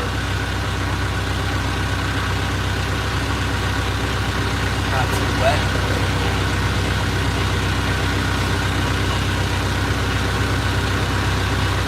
Going back to the other side of the inlet, see if we can get one right in the dark here.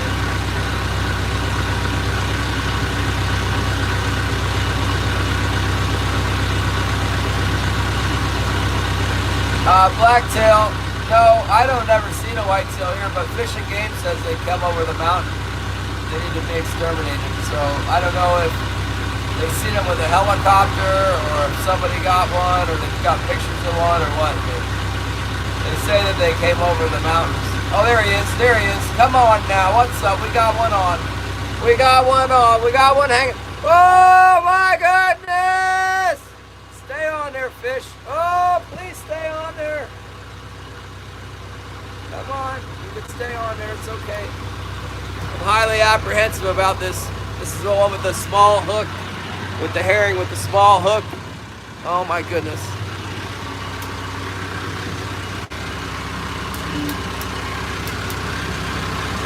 Now my hydraulics aren't working. Come on, hydro. There it goes. I don't even know if I still got him. Hopefully we still got him. Let's see.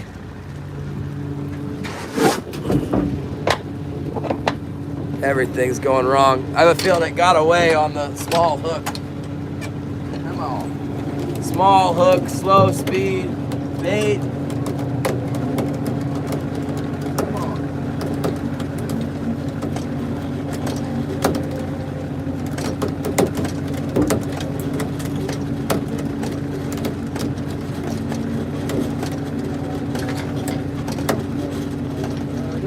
Yet. Here to have him on the spoon.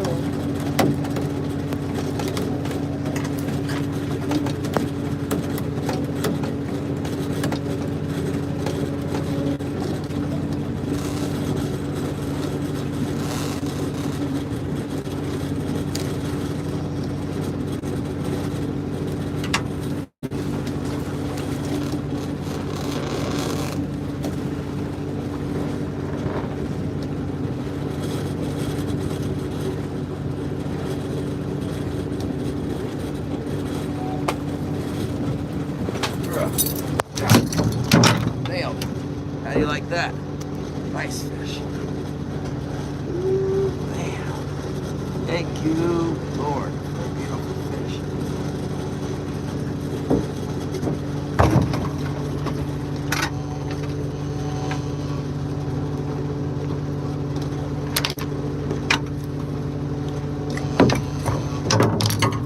See if I can save that puppy there. Oh, yeah.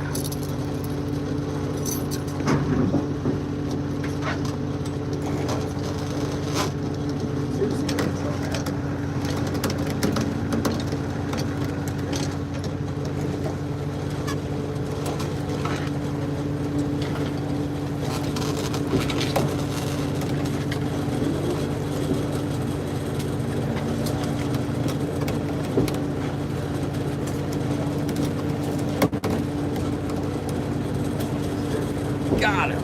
Yes. Beautiful fish in here this year.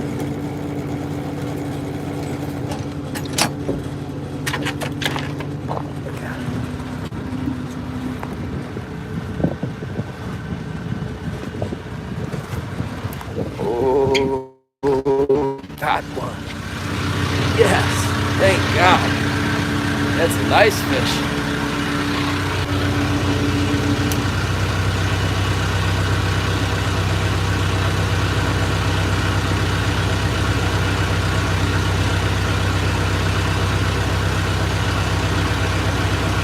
Real pretty fish. I wish you guys, I need to mount another camera on the stern so you can see the fight, because they're so beautiful in the water and powerful. It's really an adrenaline rush to get them on the leader, you know. They're pulling and, whew. Nice fish.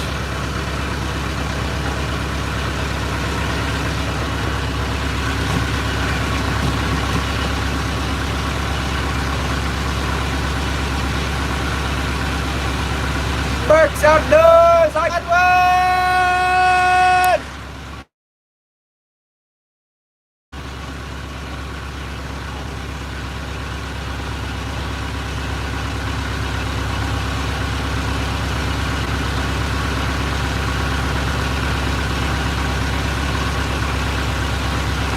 I do that a lot. If I got a wire that won't bite for me, I'll put 2 spoons on that side. I normally, the left side's the one that doesn't fish well. Put 2 spoons. Instead of a spoon, flasher, spoon, I put spoon, spoon, flasher. And sometimes that shakes it up and gets it to bite. I just caught a fish like 5 minutes ago. Got a nice, like 11, 12 pounder.